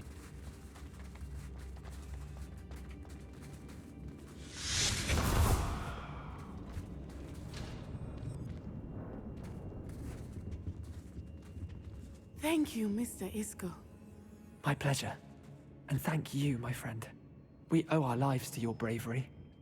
I may be too weak to disapparate with you both, but I can try. You go ahead. Find Officer Singer. We will get out of here on our own. Very well. But be careful. Thank you, my young friends. Ông cái Be lợn này. prepared for a fight. These Ashwinders must pay. Rồi, ok. Giải cứu được em này rồi. Nhưng mà tôi vẫn cần phải tìm cái thư của ông ấy. Đây hả? Có thể trong có gì nào? Một cái kính à? Béo gì nhỉ?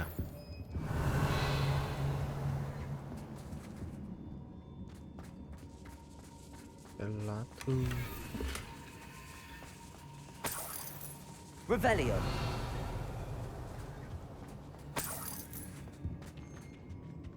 Ở đâu nhỉ? Một cái bàn lớn.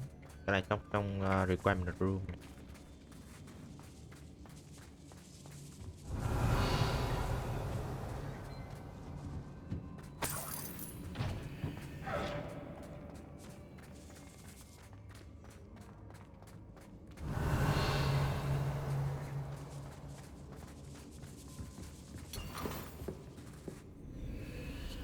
Revelio.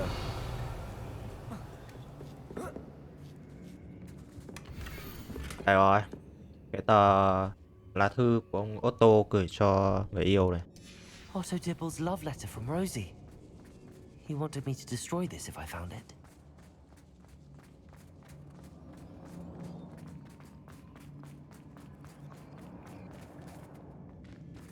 Find a way out.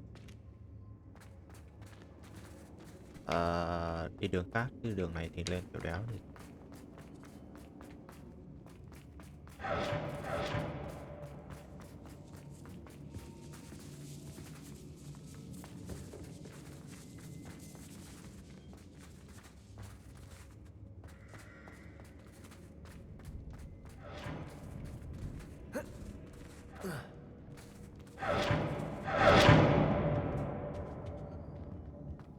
Gì thế nhỉ?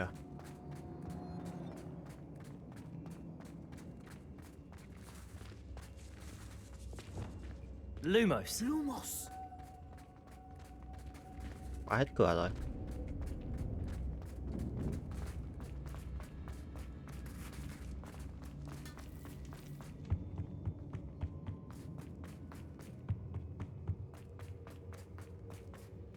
Let's find Officer Singer and put an end to HaDo once and...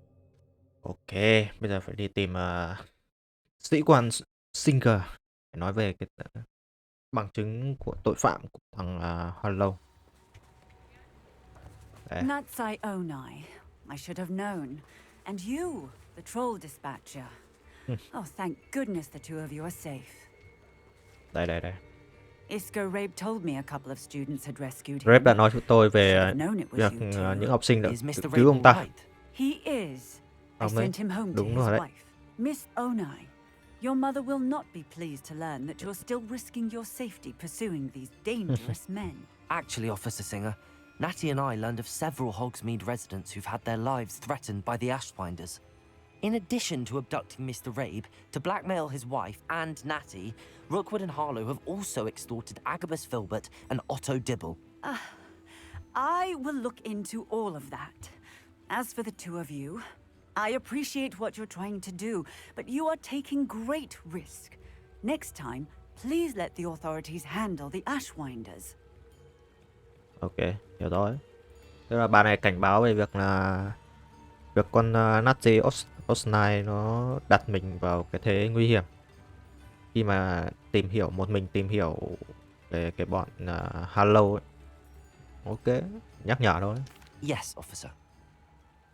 Do you have enough evidence to Vậy take down ngài đã HaDo and the ngài rest đã of Rookwood's có lot? đủ bằng chứng Well, để it's certainly a buộc good tội tên start. HaDo chưa?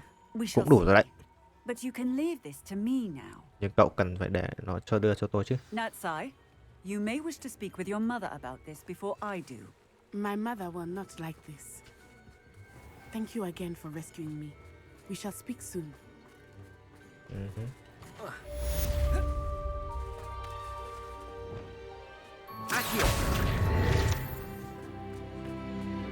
Hogsmeade, here I come.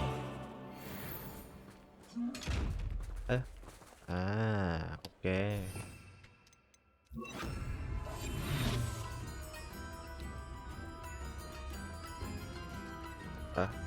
Này mở kiểu gì?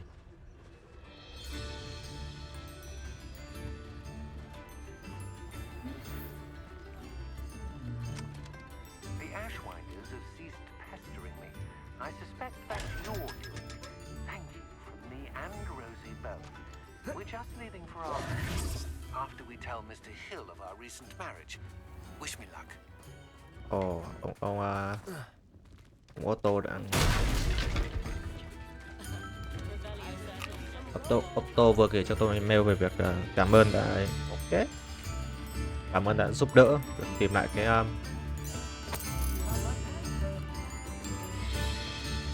cái lá thư đúng không? Từ từ tôi đi mua ít thuốc cái đã. Đây, thuốc ngay đây rồi. Hello there. In the market for potions, are we? Bán What can I đồ do mua for thuốc you today? luôn.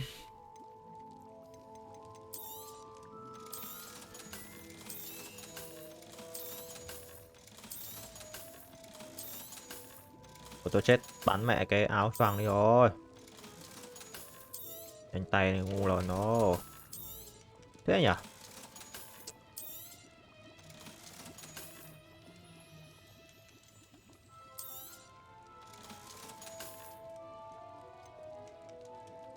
Tôi chơi luôn.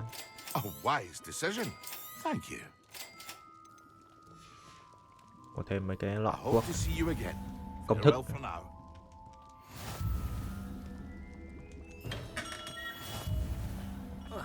Yeah.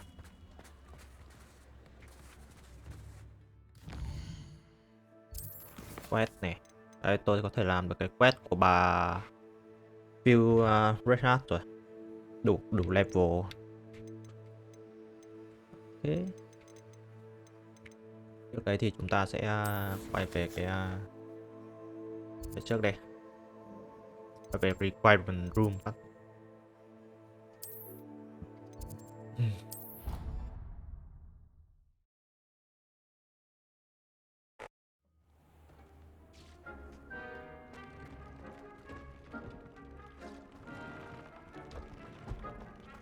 Deek would like to talk with you. Thunder BİO này, 1 phút. Ok.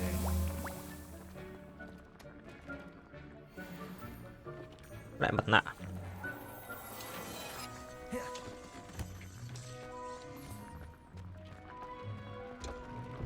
Tôi thử đổi mấy cái slot đấy xem nào. Đâu nhỉ? Distram Experimus. Mình hay sử dụng cái phép nào tới giờ ta? John Asthmatic Pro này.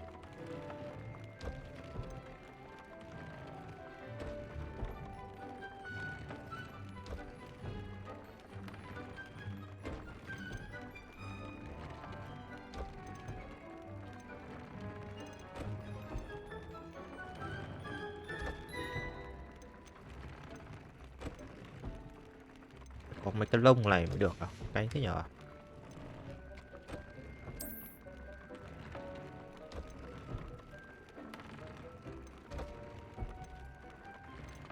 Imperial này, Bisham.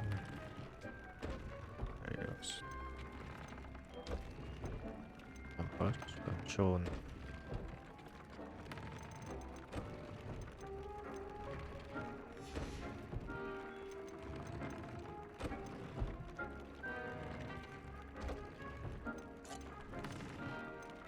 Phải có mấy cái Diricro của Peter cơ, là mấy cái con đồ của mấy con kia mới được.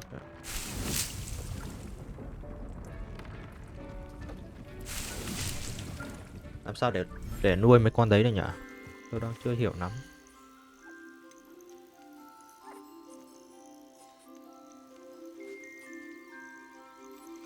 Nó đang bị giới hạn. Này, tôi cần phải nuôi mấy con này nhưng mà species của tôi là 4/4 mẹ rồi.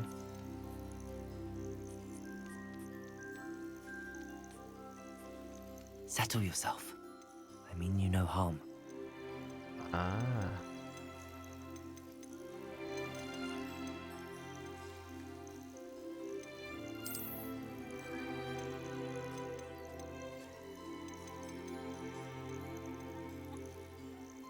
Làm sao để tăng được thêm cái số lượng species lên nhỉ?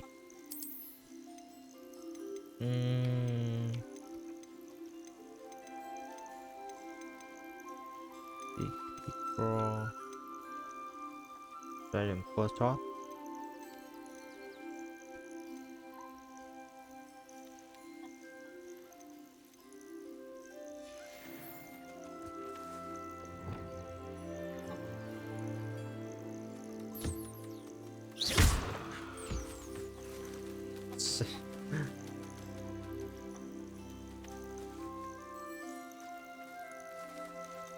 Đấy, ta có được thêm cái này.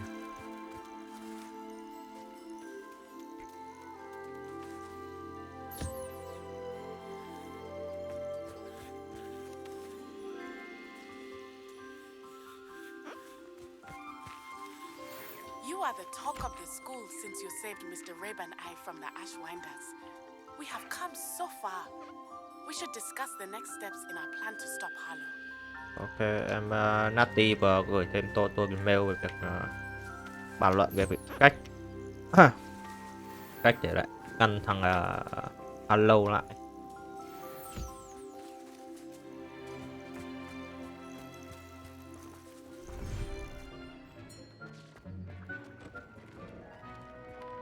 Rồi, tăng thử cái này lên xem nào. Cái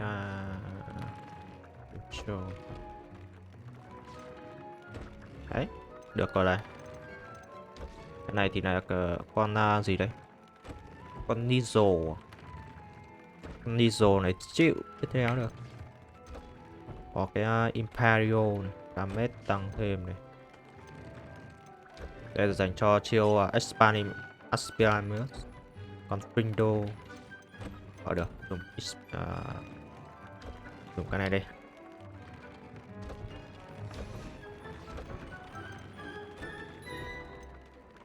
Thì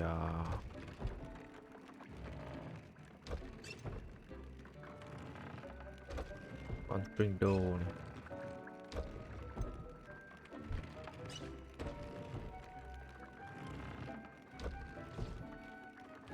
Particulous Lie à? Ok. Damage on plan. Không có gì khác à? Yeah. Thôi, lại con Findo vậy. Hoặc là Imperio đấy.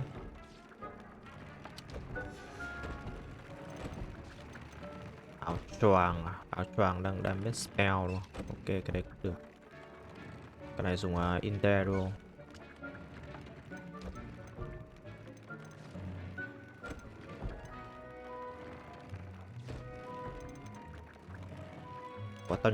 Mình nhớ là mình khám phá được nhiều cái trêu lắm nhỉ, nhiều cái này lắm mà sao lại ok. Thunderbolt, ok. Chúng ta sẽ có thêm Simple Focus Point thì lại thiếu cái kia rồi. 30 giây cái này. Làm tiếp quét nào.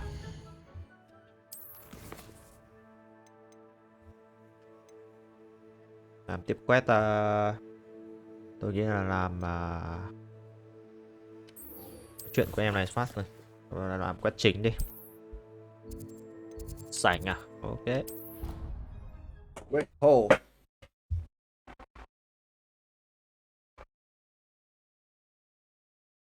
How nice to see you, my young friend.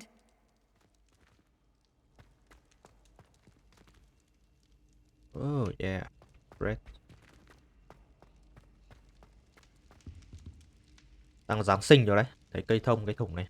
Ah, I have been meaning to speak with you. Có chuyện gì bạn ơi? Nói đi, nói đi. I still can't believe we escaped the Ashwinders. You may not realize it, but you are the talk of the school since you saved me that day. I wonder how everyone knows about it. I told my mother in the hope that she would be more forgiving of what I have been up to if it Ok, came from con me. bé nói chuyện với con mẹ She likely và told other xin sự professors, tha and thứ. news travels quickly. Unfortunately, she might, in fact, have been even less forgiving than I'd Ok, hoped. cũng tha thứ cho cái việc con bé nó mình đặt bản thân mình vào sự nguy hiểm này.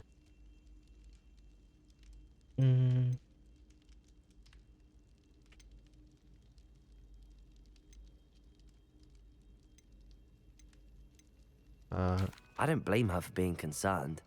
We have Mình been không involved in some dangerous thực activities. sự As the Ashwinders were locking me up and threatening my life, it did occur to me that my mother may have been right. Has Officer Singer done anything with the evidence we provided? She has not. HaDo is as strong as ever.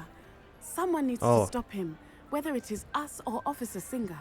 If someone had có stopped vẻ the như monsters like him cái in Montebello, my mối father quan would hệ be của thằng alive HaDo today. này đã What exactly happened to your những father? cái với những cái bằng It was a chứng mà beautiful day. bà My sĩ mother quan had gone Singer to có tend được to a thì neighbor thằng who HaDo was nó ill, còn and so my father không and bị I kết were tội cơ. galloping in the savannah. Có vẻ căng quá nhỉ. Galloping.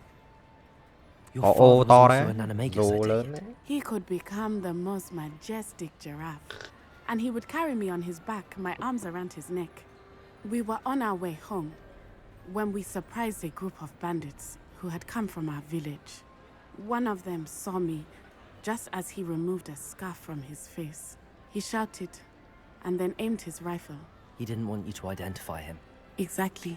In an instant, my father bowed his neck to protect me and was hit. As he fell, my father changed back into his human form. When the bandits saw this, they turned and ran in fear. Magic terrified them, and then he was gone.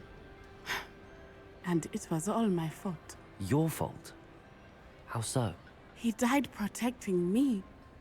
Con If I Natty had này been vừa kể capable về of cái việc protecting myself, gia he đình nó would gặp still bọn be cướp alive và today.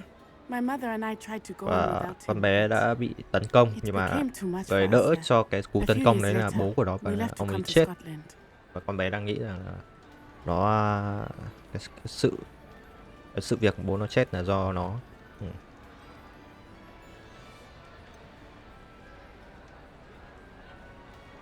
Vậy cậu đang tìm cái sự trả thù. Do you think taking down the Ashwinders will avenge your father's death?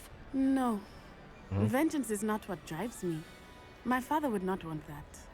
He and my mother Ok. raised me to believe that it is a privilege to be able to fight for those who cannot. I know there is risk involved, but I feel it is worth it. I am glad you seem to think so too. Ok.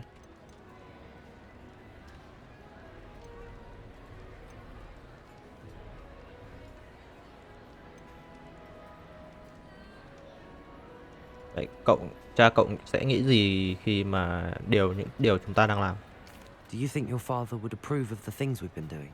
Oh my, that is a good question. In theory, yes. Although he would worry as my mother does. But I think he, of all people, would understand my persistence. My father never shied away from a fight for good, no matter how ruthless the foe. And I think he would have enjoyed knowing that I had a compatriot like you. Ok. Còn bạn bố nó thì cũng sẽ phản ứng như mẹ của nó thôi. Cũng I'm khá sorry, là kiểu I can't lo imagine sợ, what you've been lo through. lắng các thứ.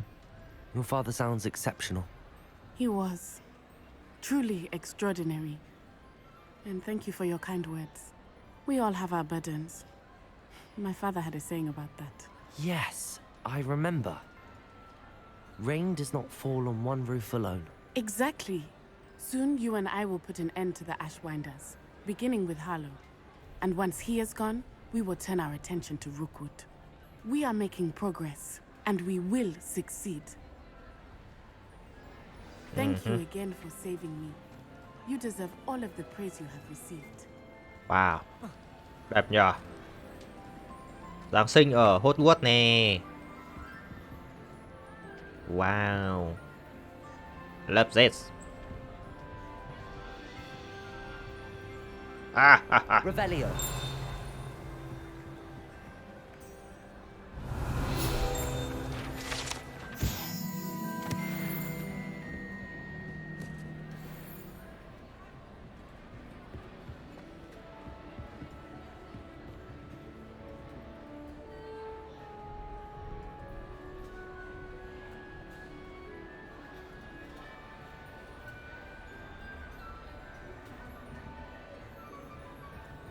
Ok.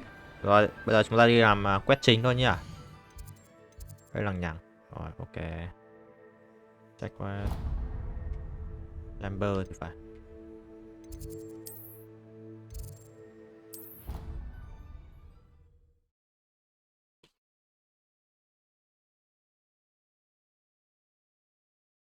Tiếp tục cái dấu vết tiếp theo của bà giáo sư B I mặc cửa đây.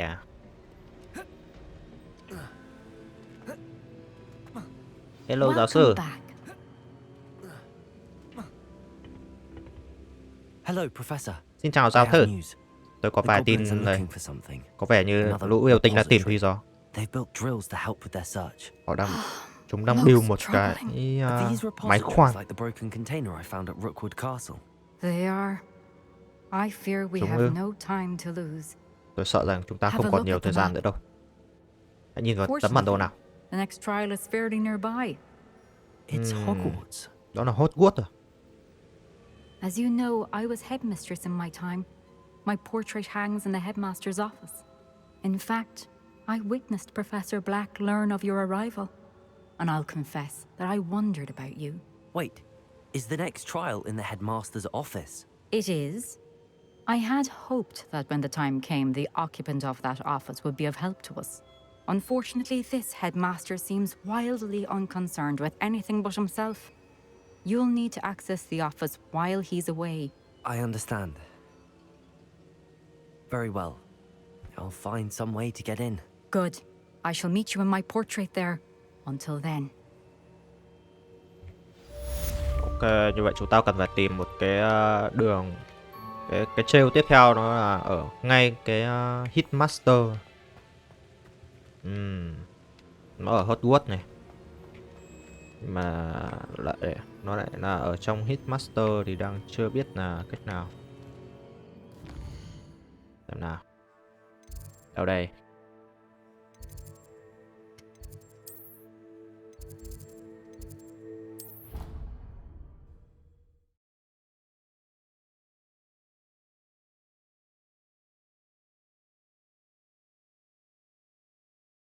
Perhaps Professor Fig will know what to do. What about the shrivel figs? Bet you don't have a Pokemon. Nói chuyện với giáo sư Fig à? Can you help me?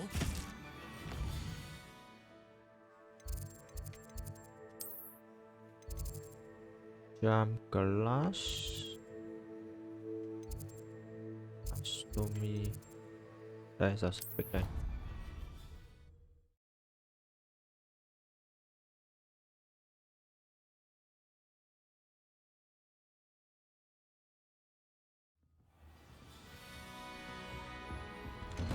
Thôi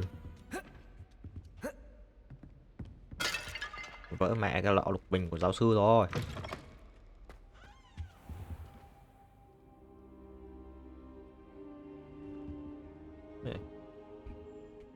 Hello giáo sư. Professor Fig, the keepers have shown me where the next trial is. Has something changed? Có thứ gì thay đổi sao? Learned that the goblins are searching for another repository, like the one we saw at Rookwood Castle, and I discovered that they're building massive drills to help in their search. Professor Fitzgerald seemed very concerned. I see. Ranrock clearly knows even more than we suspected. And sir, there's something else. Lodgok knew Miriam. Lockwood biết He Miria. knew Miriam? They Cô ấy, encountered each other ông at ấy biết Woodward Miria Castle. à? She was doing research. That's where she found the container with the port key. He liked her so much that he let her leave with it, despite orders from Ranrock. I don't know what to say. She could win over almost anyone. I want to hear more of this. And, in fact, I'd like to speak with Lodgok directly. But we've no time now. Where is the next trial? Believe it or not, it's Tin in the hay không tùy headmaster's ngài, office. nhưng nó là ở Headmaster. Very well. You'll need the Tức là password phòng to hiệu get trưởng past đúng the không? stone gargoyle. The headmaster's house elf will know it. I don't know the headmaster's house elf. Will he even speak to me? I imagine he's loyal to the headmaster. He is. So you'll need a disguise. I have just the thing. A polyjuice potion. You'll look Polyjuice and potion. sound like Professor Black. Wait, doesn't Polyjuice Potion require a bit of the person you want to change into? And take ages to brew? À, Polyjuice là So how cái do you để already mà have thay đổi Polyjuice khuôn mặt Potions đấy. change into Professor Black? One never knows when such a thing may come in handy. Let's just say I felt the need to be prepared for anything after my fruitless trip to the ministry on his behalf. Now, time is of the essence. Drink up and I shall explain more. Uống đi và ta sẽ giải thích thêm. Ui giời.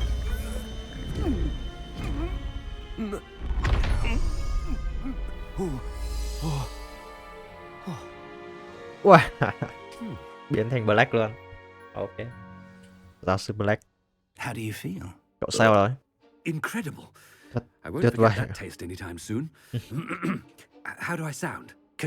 Giọng em là sao? I've taken the liberty of transfiguring your robes. As we discussed, you'll need the password from Scrope, who could be anywhere in the castle. You might look for Professor Kagawa. She's taken to badgering the poor elf about Quidditch in the hopes that he can convince Black to change his mind. Thus far, unsuccessfully. I see. But what if Professor Black sees me? Leave him to me. I shall tell him where to meet a liaison from the ministry in Hogsmeade. That should give you plenty of time. Thank you, Professor. I suppose we'll meet again in the map chamber. It's rather strange to hear gratitude coming from Professor Black. I'll see you there. Now to find the headmaster's house elf. Bây giờ thì chúng ta sẽ đi gặp bà Kagawa để nói chuyện về Scope để mà lấy mật khẩu đúng không? Đâu nhỉ? Cái này mở rồi mà.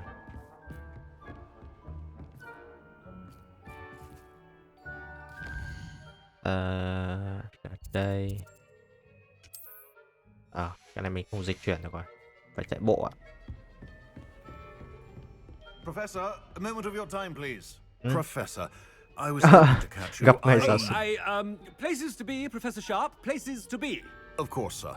Only you'd asked me about a particular potion, and I. Ngài yêu cầu tôi về I việc did. tôi sao? I did. Tôi đã làm Yes. sao? Well, spit it out, Sharp. I don't have all day.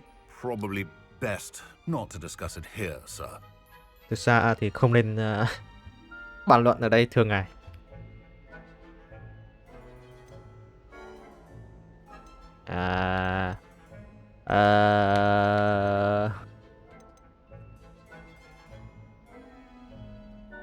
Cái tính cách của ông Black thì tôi nghĩ là nên chọn kiểu tôi sẽ đồng ý tôi sẽ cho phép những điều gì tốt nhất cho là I tốt nhất. assure you, Sharp, you may speak freely. Very well. I've brewed the cure for boils you wanted. I can drop it by your office when it's convenient. Of course, yes. No need for all the cloak and dagger. Simply have a student deliver it. A student. Very well, sir, if you insist. I do. And thank you, Sharp. I just hope you've brewed enough for all my boils. Now, to determine which student gets this rather unenviable task. I haven't time for any of you at the moment. None. None at all. Move aside. I wonder almost daily why I accepted this appointment from the ministry. I thought I heard the headmaster approaching.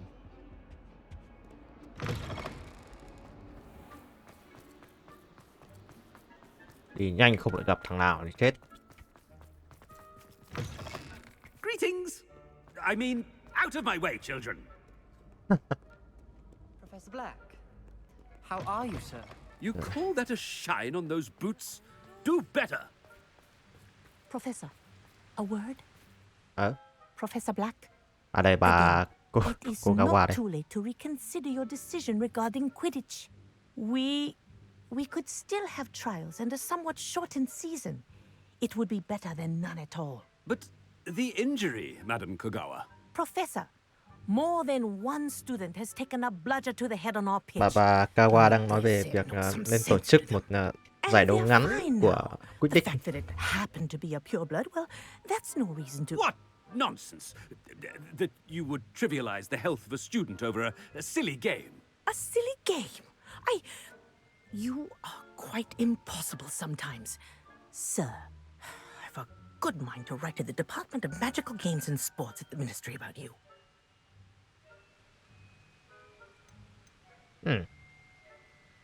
Good idea. I can even provide the parchment should you need it. Now, where is my elf? Parchment?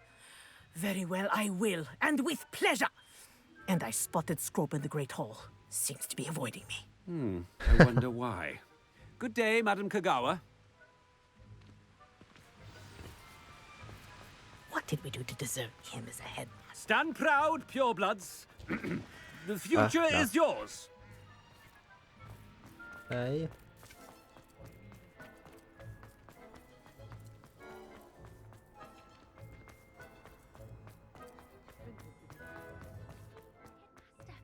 I hope it's not about anything I've been doing.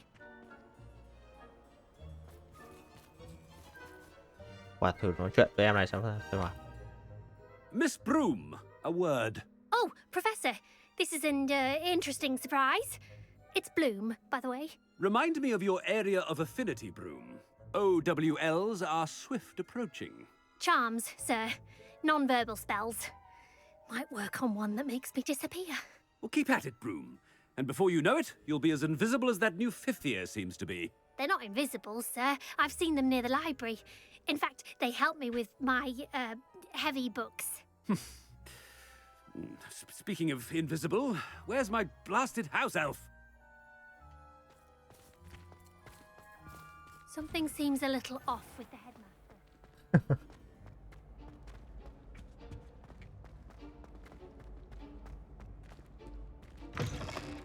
When I witnessed what passes for magic in these halls, I... Gặp bà Weasley luôn. I need to speak to you. Hello, Professor Black. Ah, Professor Weasley. How delightful to see you. Sir? Since I have you here, I wonder if I might, speak with you about Professor Fig. Oh, very well. I've decided to give him a bit more, leeway with his time. Leeway, Professor? Are you sure that's wise? I confess I do worry for his students. He's rarely here as it is.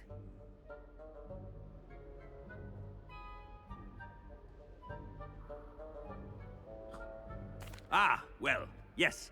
He's handling some official ministry business for me. I see. But, sir, if I may, I am wary of how much time the new fifth year seems to be spending away from the castle, supposedly on Professor Fig's behalf.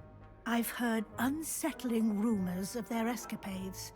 Everything from sneaking into the Forbidden Forest to confronting Ranrock's loyalists and Rookwood's lot. What? Goodness. You cannot believe everything you hear, Professor. No, you cannot. I mean, I shall keep an eye on Fig. You simply keep doing the wonderful job that you're doing. Simply wonderful.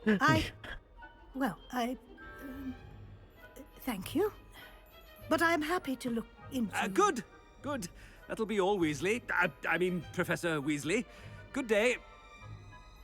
Để bạn nói chuyện kiểu gượng gạo khó chịu. A wonderful job. Leeway for Professor Fig. I shall never understand that man. Hiểu theo được. That ought to give Professor Fig some breathing room. You scoundrel! I do not... Wait until Master sees Rồi, what đây, a đây, đây. wonderful job Scrope is doing. Scrope! Greetings, Master. Remind me of the password to my office. Có thể nhắc lại mật khẩu của tôi ở văn phòng Master được không? made Scrope swear never to tell anyone, even Master himself.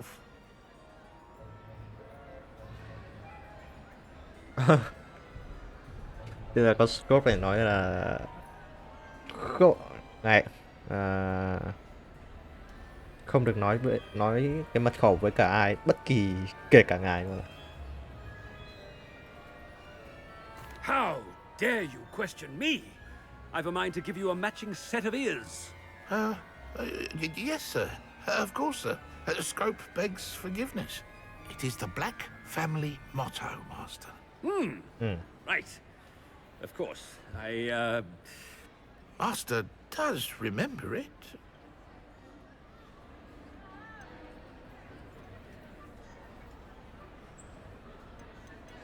Có ba lựa chọn này. Một là nó nói về sức mạnh.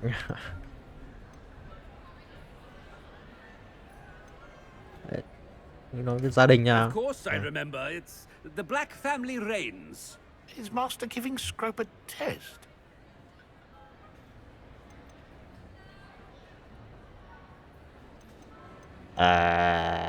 Korean blood. Pure bloods forever, isn't it?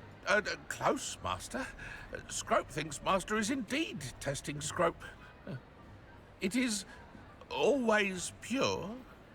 Obviously. And, of course, as Master knows, in French. Yes, of course. I order you to pronounce it for me. Oh, but Master knows that Scrope's French is most pitiful. Oh, very well. Toujours pur. Toujours pur. Thank you. Never speak of this conversation with me or anyone else. Of course, sir. Scrope shall try his best to keep out of Master's way.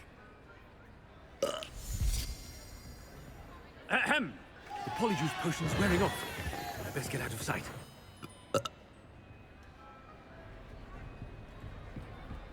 Yeah. Thả cờ ạ.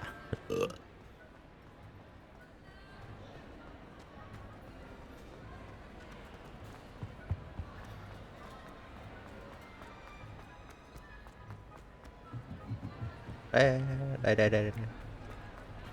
Made it just in time. It's wearing off. Fig was right. I can't believe it worked. Như vậy có được cái mật khẩu của Now to speak the ông ấy rồi. password to the His gargoyle. master. Hello, Hamura.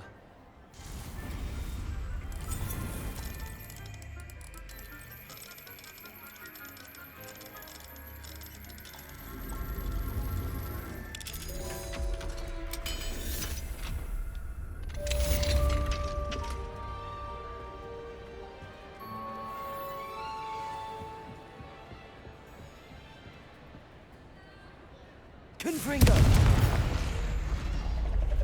Đi đây.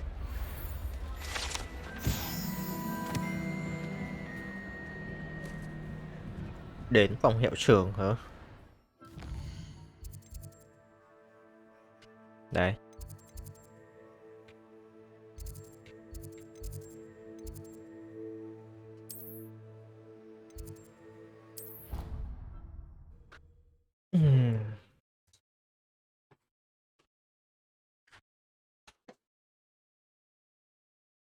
Handy resource indeed, your field guide.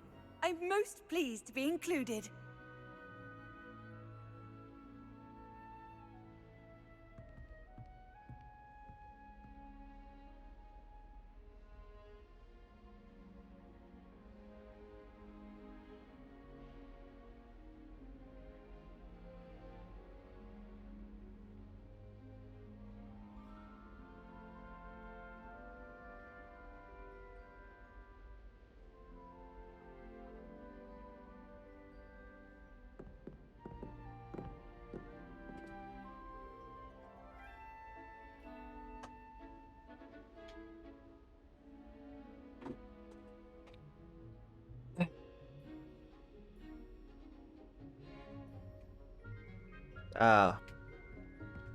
Đây hả?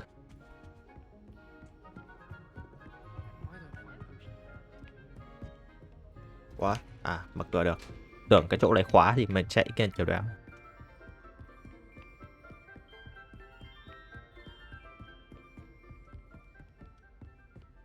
Rồi, lần đầu tiên chạy lên phòng hiệu trưởng.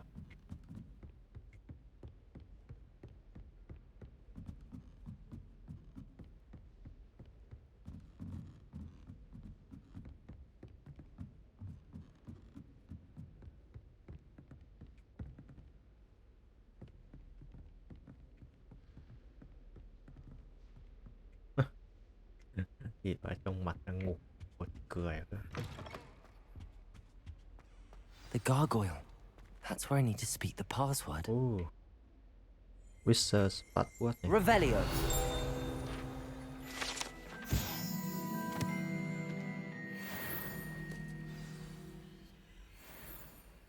Toujours pure. Yeah.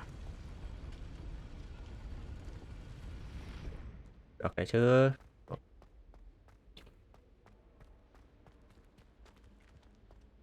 I wonder if all the elite wizarding families have a motto.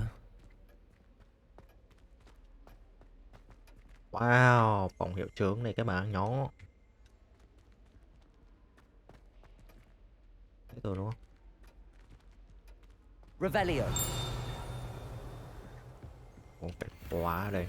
Level 2 mới vào được.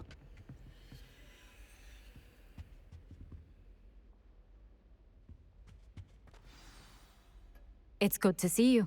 All thanks to Professor Fig's quick thinking. Now what? Approach the pedestal in the antechamber and read the book that appears. Bây giờ cần phải đọc cuốn sách.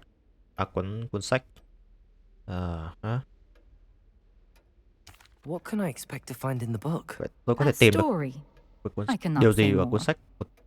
Câu You may chuyện à? recognize some elements of it, as I was Ta không thể nói inspired nhiều by a hơn. tale with Ít nhất which thì many wizarding children are familiar. ok. Nó câu chuyện này nói về đứa trẻ của đứa trẻ phù thủy của gia đình. I suspect there will be more to this than reading a book. Your suspicions are correct. We shall speak when you are finished. Has this been under the headmaster's nose all this time?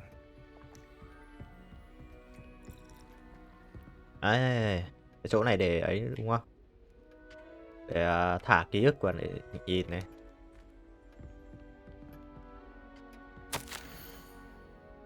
Tonic.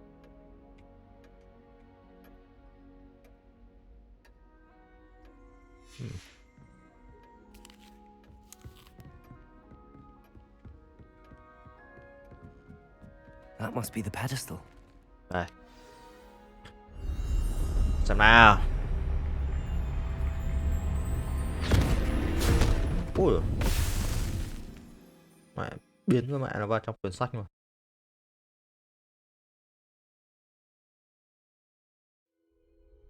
Where am I? Professor Fitzgerald? Can you hear me? I am here. In this place, you may call me Neve. Neve. You shall be witness to a fable. Pay attention. Things are not always as they seem. Why? You must move swiftly and cautiously. Cách Raider kiểu Use the tools you encounter pencil này to trông hay find nhỉ? me. In this place, as in life, death takes many forms. Avoid each of them at all costs.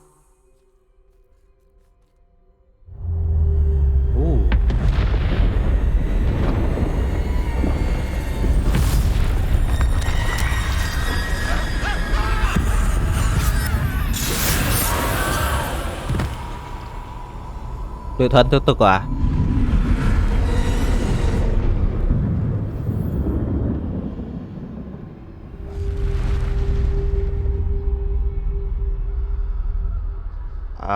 Bây giờ mình phải đi qua cái chỗ này mà không bị nhìn thấy à? Gọi đài vậy. Kiểu đéo gì? Qua nhà được không? Nếu được rồi.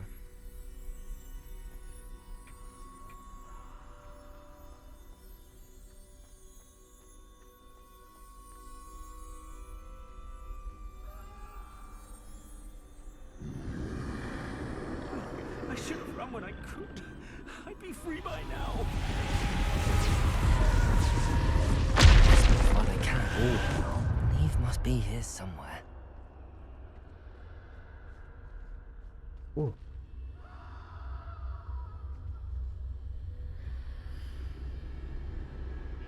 Đây, qua cái đó rồi.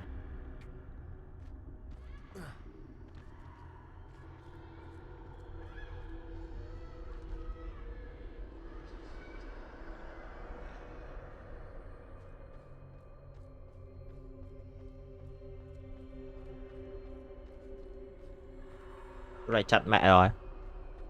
Kia thì mẹ mấy thằng nó đứng thế chơi kiểu giáo đi.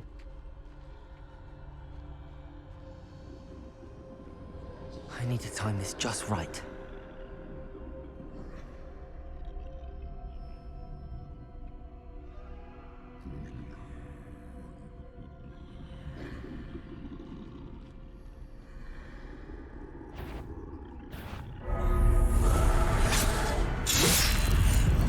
Really? À. Sao nó nhìn được nhỉ? Có thằng hay là có thằng đứng đằng kia nữa. They're gone for now. I need to get out of here. Where could Neve be?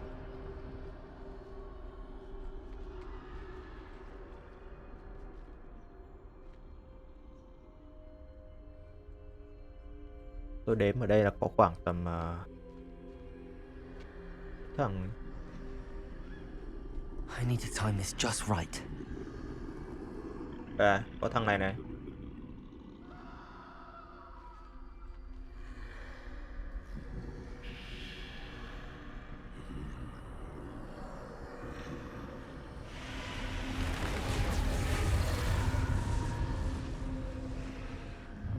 I see.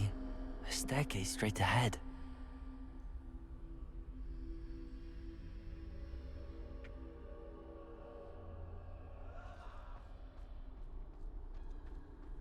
Đi qua ngay, đi qua ngay, đi qua ngay.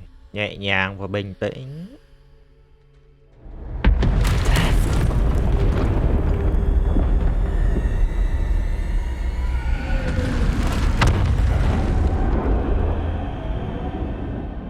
Nó thẳng thế.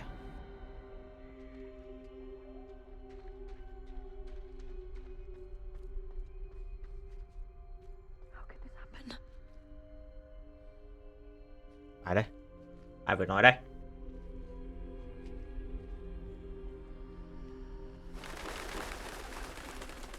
A ladder. Perhaps they won't be able to find me if I go up there.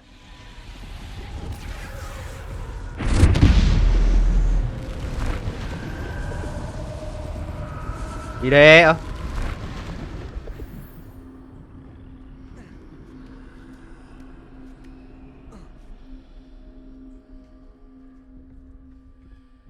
Lúc đấy thì cứ đi đi. Nhìn nằm éo thôi. This is my chance. I'm coming, Neve.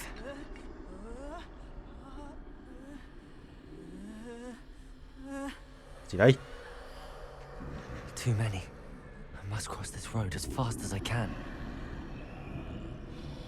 Hãy chơi kiểu gì?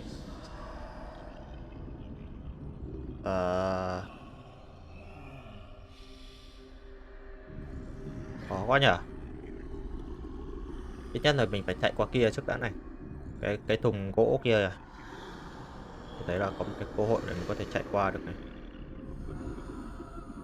Trông có vẻ nguy hiểm quá nhở.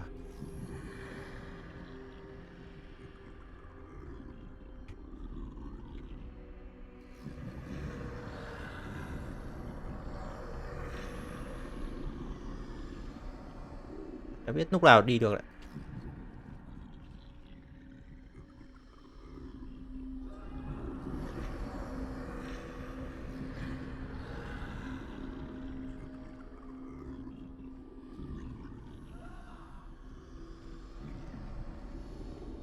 That's where I need to go, but I need to find a way past them. May quá, đang định đi tiếp ạ. Mảnh mặt chỗ khác đi anh Dài ơi. Mẹ xương sọ đầu lâu quá. Anh Dài thêm tí xăm trổ nhá. Mẹ, ăn thêm tí vào. Trông hơi khô đấy.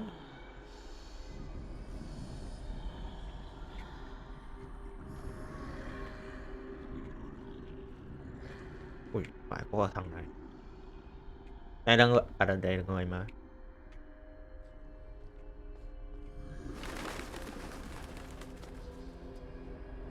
Mã sắp có từng. Nothing this way, more danger. Nào, quay lại à? I need to turn back. There's no getting past them that way.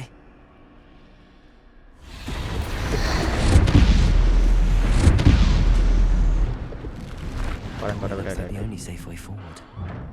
Closed tight. No way but forward, I suppose. Mày qua thì bà phải đúng lúc cửa mở. Theo gì có thằng nào vừa thấy à? Đây này.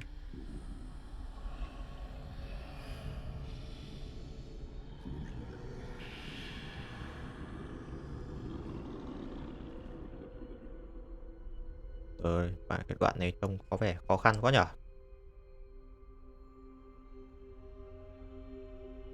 Mày ra đi chỗ khác đi. Mày chơi canh may thế. Now's my chance.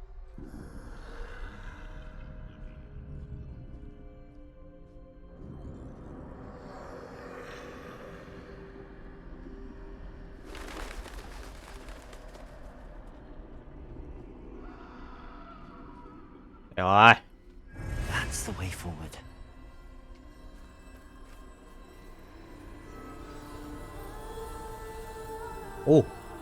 Cái này có phải là cái ấy không? Một trong 3 món bảo bối tứ thần, đúng rồi. I think I'm invisible. Chuẩn luôn này.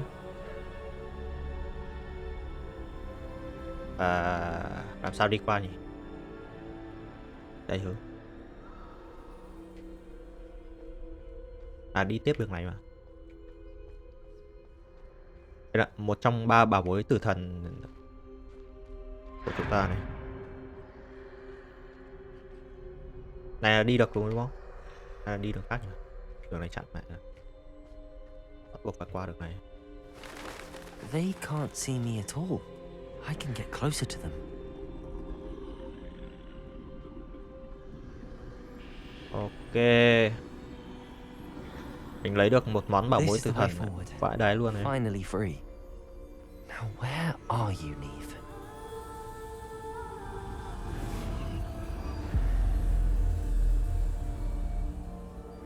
Oh.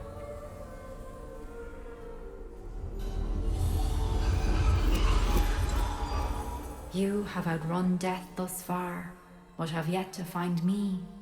Keep searching, but this time you will be unable to hide. Cây vệ phép. Wield the wand you Cây see before you. công nguậy, đũa phép công nguậy. Do not squander its extraordinary power. Em cầm phát chị ơi. Rồi. Được đây.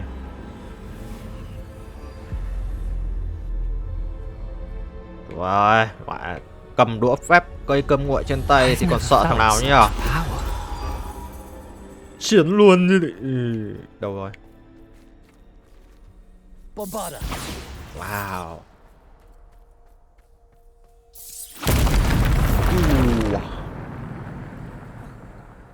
Chiến đi các bạn nhỏ ơi. Mọi người cởi đũa phép đây rồi.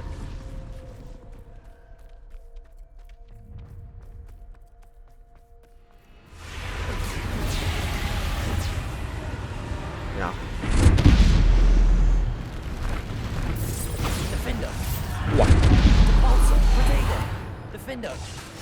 Wow. Kiệt quá nhỉ.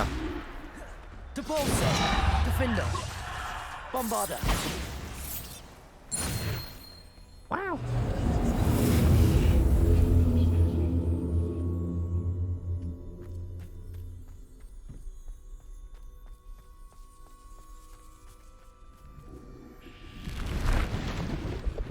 Hello Zai.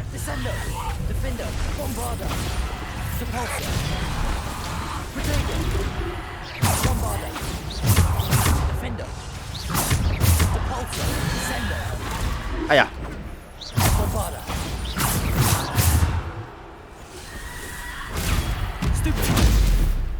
Chọn sai người rồi.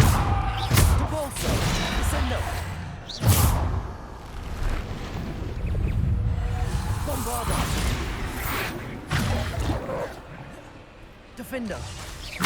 Bombarder. Depulso. Descender. Bombarder. Defender. Protego. Stupid. Bombarder. Defender. Rồi.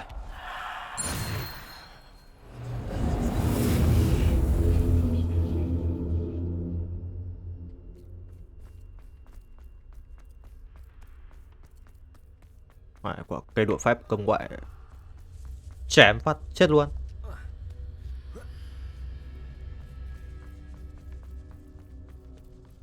Bọn này không có tuổi nha.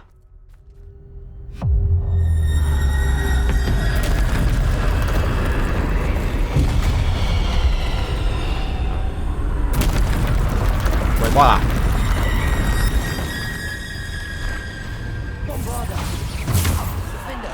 Descender. Depulso. Descender. Depulso. Một phát. Ok.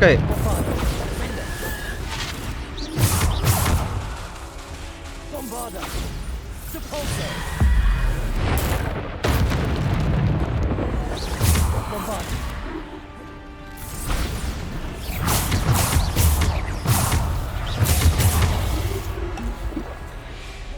Depulso. Defender. Bombarder. Kìa. Protego. Stupid. Defender. Bombarder. Defender. Depulso.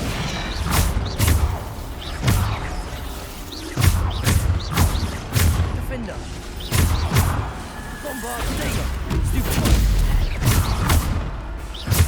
Defender. Bombarder. Descender. Depulso.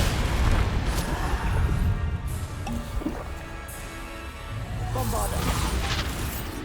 Defender. Bombarder. Defender. Descender. Depulso. Wow. Không có tuổi. Gì đấy? Hai con trồn. Chấn luôn bạn ơi.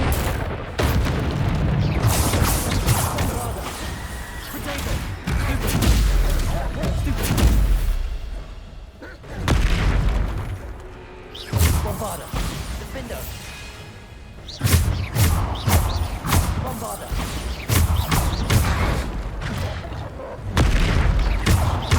Bombarder.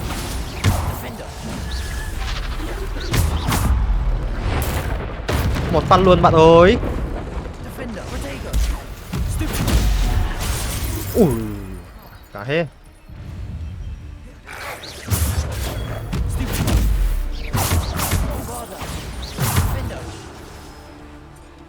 Depulso. Descender. Bombarder. Defender. Bombarder. Protego. Stupid. Depulso. Defender.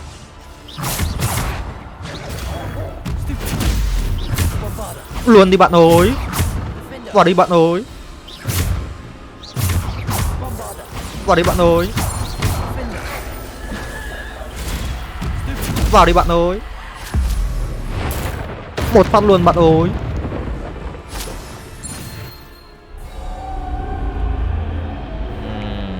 Mấy con lợn này.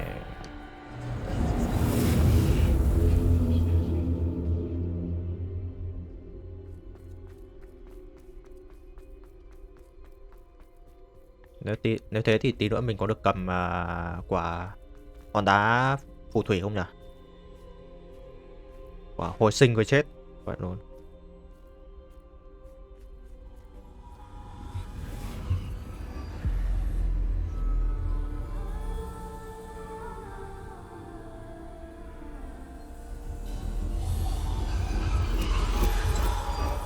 A simple stone. Đây rồi. Hòn đá phù thủy.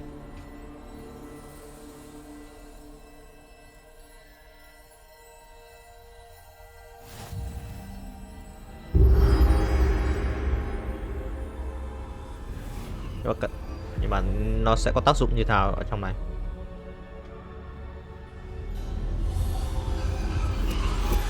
You are far from finished. Pass through the mourners ahead. Nothing is what it seems. I can't believe she's dead. Oh, poor Neve. À, hồi sinh Niam rồi à? Vậy đấy. Đây, quả tử thần.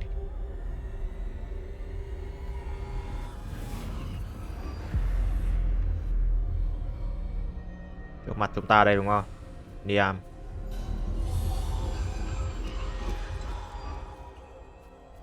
You found me. Cậu tìm But thấy you ta rồi. cannot undo what has been done. Nhưng không thể thay đổi The được điều gì magic đâu. of the stone can only conjure a shadow of my former self.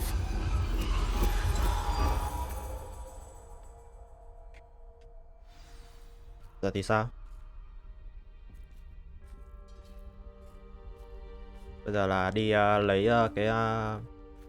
cái ký ức But there của is nó. no light without shadow, as there is no shadow without light. Simply because you can eliminate darkness does not always mean that you should. Chúng ta sẽ có thêm một cái dòng ký ức nữa. Remember that as you witness my memory.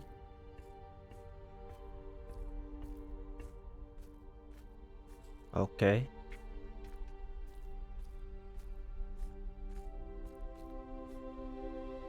Ký ức của Niam.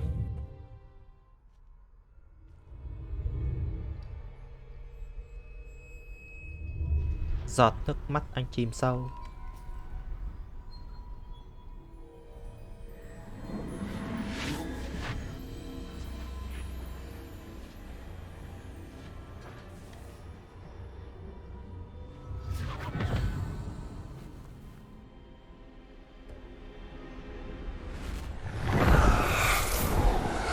Isadora, what you did for your father was remarkable, wasn't it? And Percival needn't worry about the strands of emotion or the traces that this magic leaves. I found a way to contain all of it. You haven't stopped. Goblin silver. You spoke to a goblin about this. Don't worry, Cô he nói has về no idea Goblin what we're silver. containing. We don't know what effect Bạc của any yêu of tinh this may have. The emotions, the dark traits. You sound like Percival. And as it happens, I do know. It is a source of strength, of focus. Somehow it enhances my ability to wield magic. I don't follow, Isadora.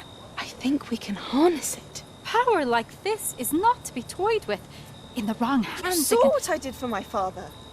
Oh, Neve, imagine the good we could do. Everyone is in some kind of pain.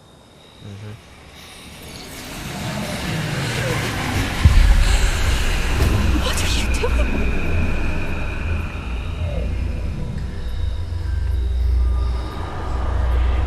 Breathe it in. Can you feel it? What the hell? Oh, Isadora. Isora. This Chuyện này must cần stop. chuyện này cần phải dừng lại. All of it. Tất cả. You've kept this power to yourselves for so long không thể. because you fear it. Giữ cái sức I mạnh đó choose to riêng cho mình. embrace it. Tôi chọn cái đường khác.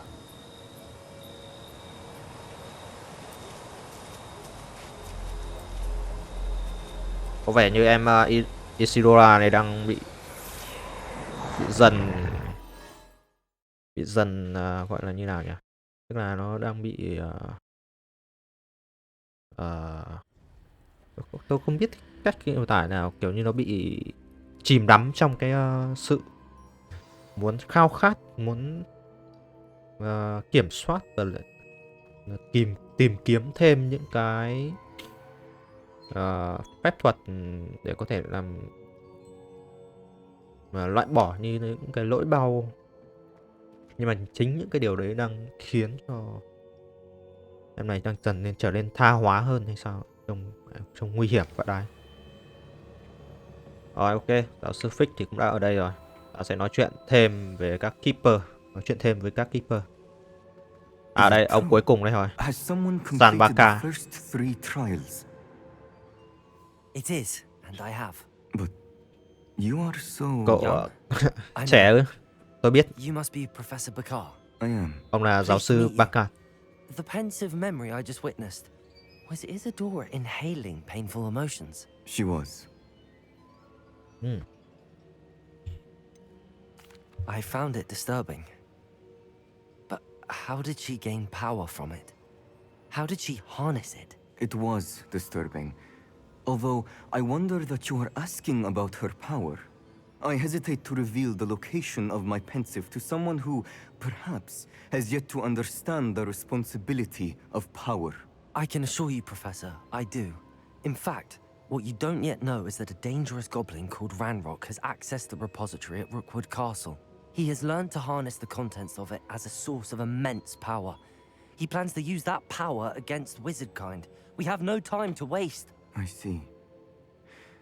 Nonetheless, the knowledge you shall gain after you witness my memories is too valuable to share without further consideration. Okay. I shall require time to confer with the other keepers. It seems we have no choice but to wait, frustrating as it is. I heard what you told Professor ByczI. Isadora was inhaling emotions to gain power? She was. And she pulled emotions, as she did from her father, from Professor Fitzgerald, without permission. Monstrous. What's more, she said that she found a way to store the traces of magic she extracted in goblin silver. The repositories? Possibly. There's something I didn't get a chance to tell you earlier. Ranrock has been digging at locations tied to the 5 names he found in the journals of a goblin metalworker named Bragball. 5 names? 5 cái tên nữa. Vậy ai? Còn ai nữa? Precisely. That's how he's been one step ahead of us. Gringotts, the Tower, Rookwood Castle. If the keepers won't tell you where the next trial is yet, I say we at least maintain a watch on Ranrock. Perhaps he'll lead us to more information. Perhaps. I hope to hear from Lodgok soon. I haven't heard anything since I learned of the drills. Oh, and as you've probably guessed by now, your polyjuice plan worked like a charm. I knew it would. I may have done too good a job distracting Black. I had no idea he can't hold his fire whiskey. Ok, vậy như vậy thông qua cái quest vừa lúc nãy thì chúng ta cũng đã tìm hiểu thêm về việc cái bà Isidora này đang khao khát tìm kiếm cái sức mạnh của loại bỏ những cái nỗi đau, và chúng ta cũng cảm thấy được rằng là bà này đang bị tha hóa dần khi mà cái việc mà lấy cái nỗi đau của người khác xong nó hút lại và biến thành cái sức mạnh của bản thân ấy. Trông có vẻ có chút gì đấy nó nguy hiểm vậy.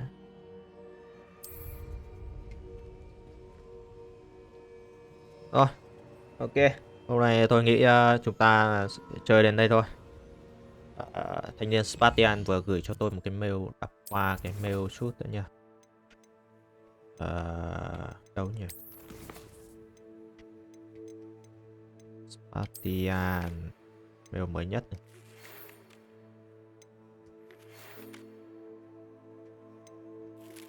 Đây à?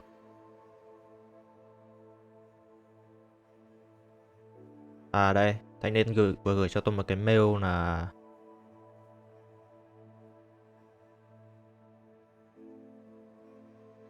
thanh niên có xin lỗi về việc có xử sự hơi quá khi mà nói về cái người bạn yêu tinh của mình, nhưng mà muốn xin lỗi. Tôi và mong muốn mình có thể tiếp tục hoàn thành và bắt đầu cái chip fee kia.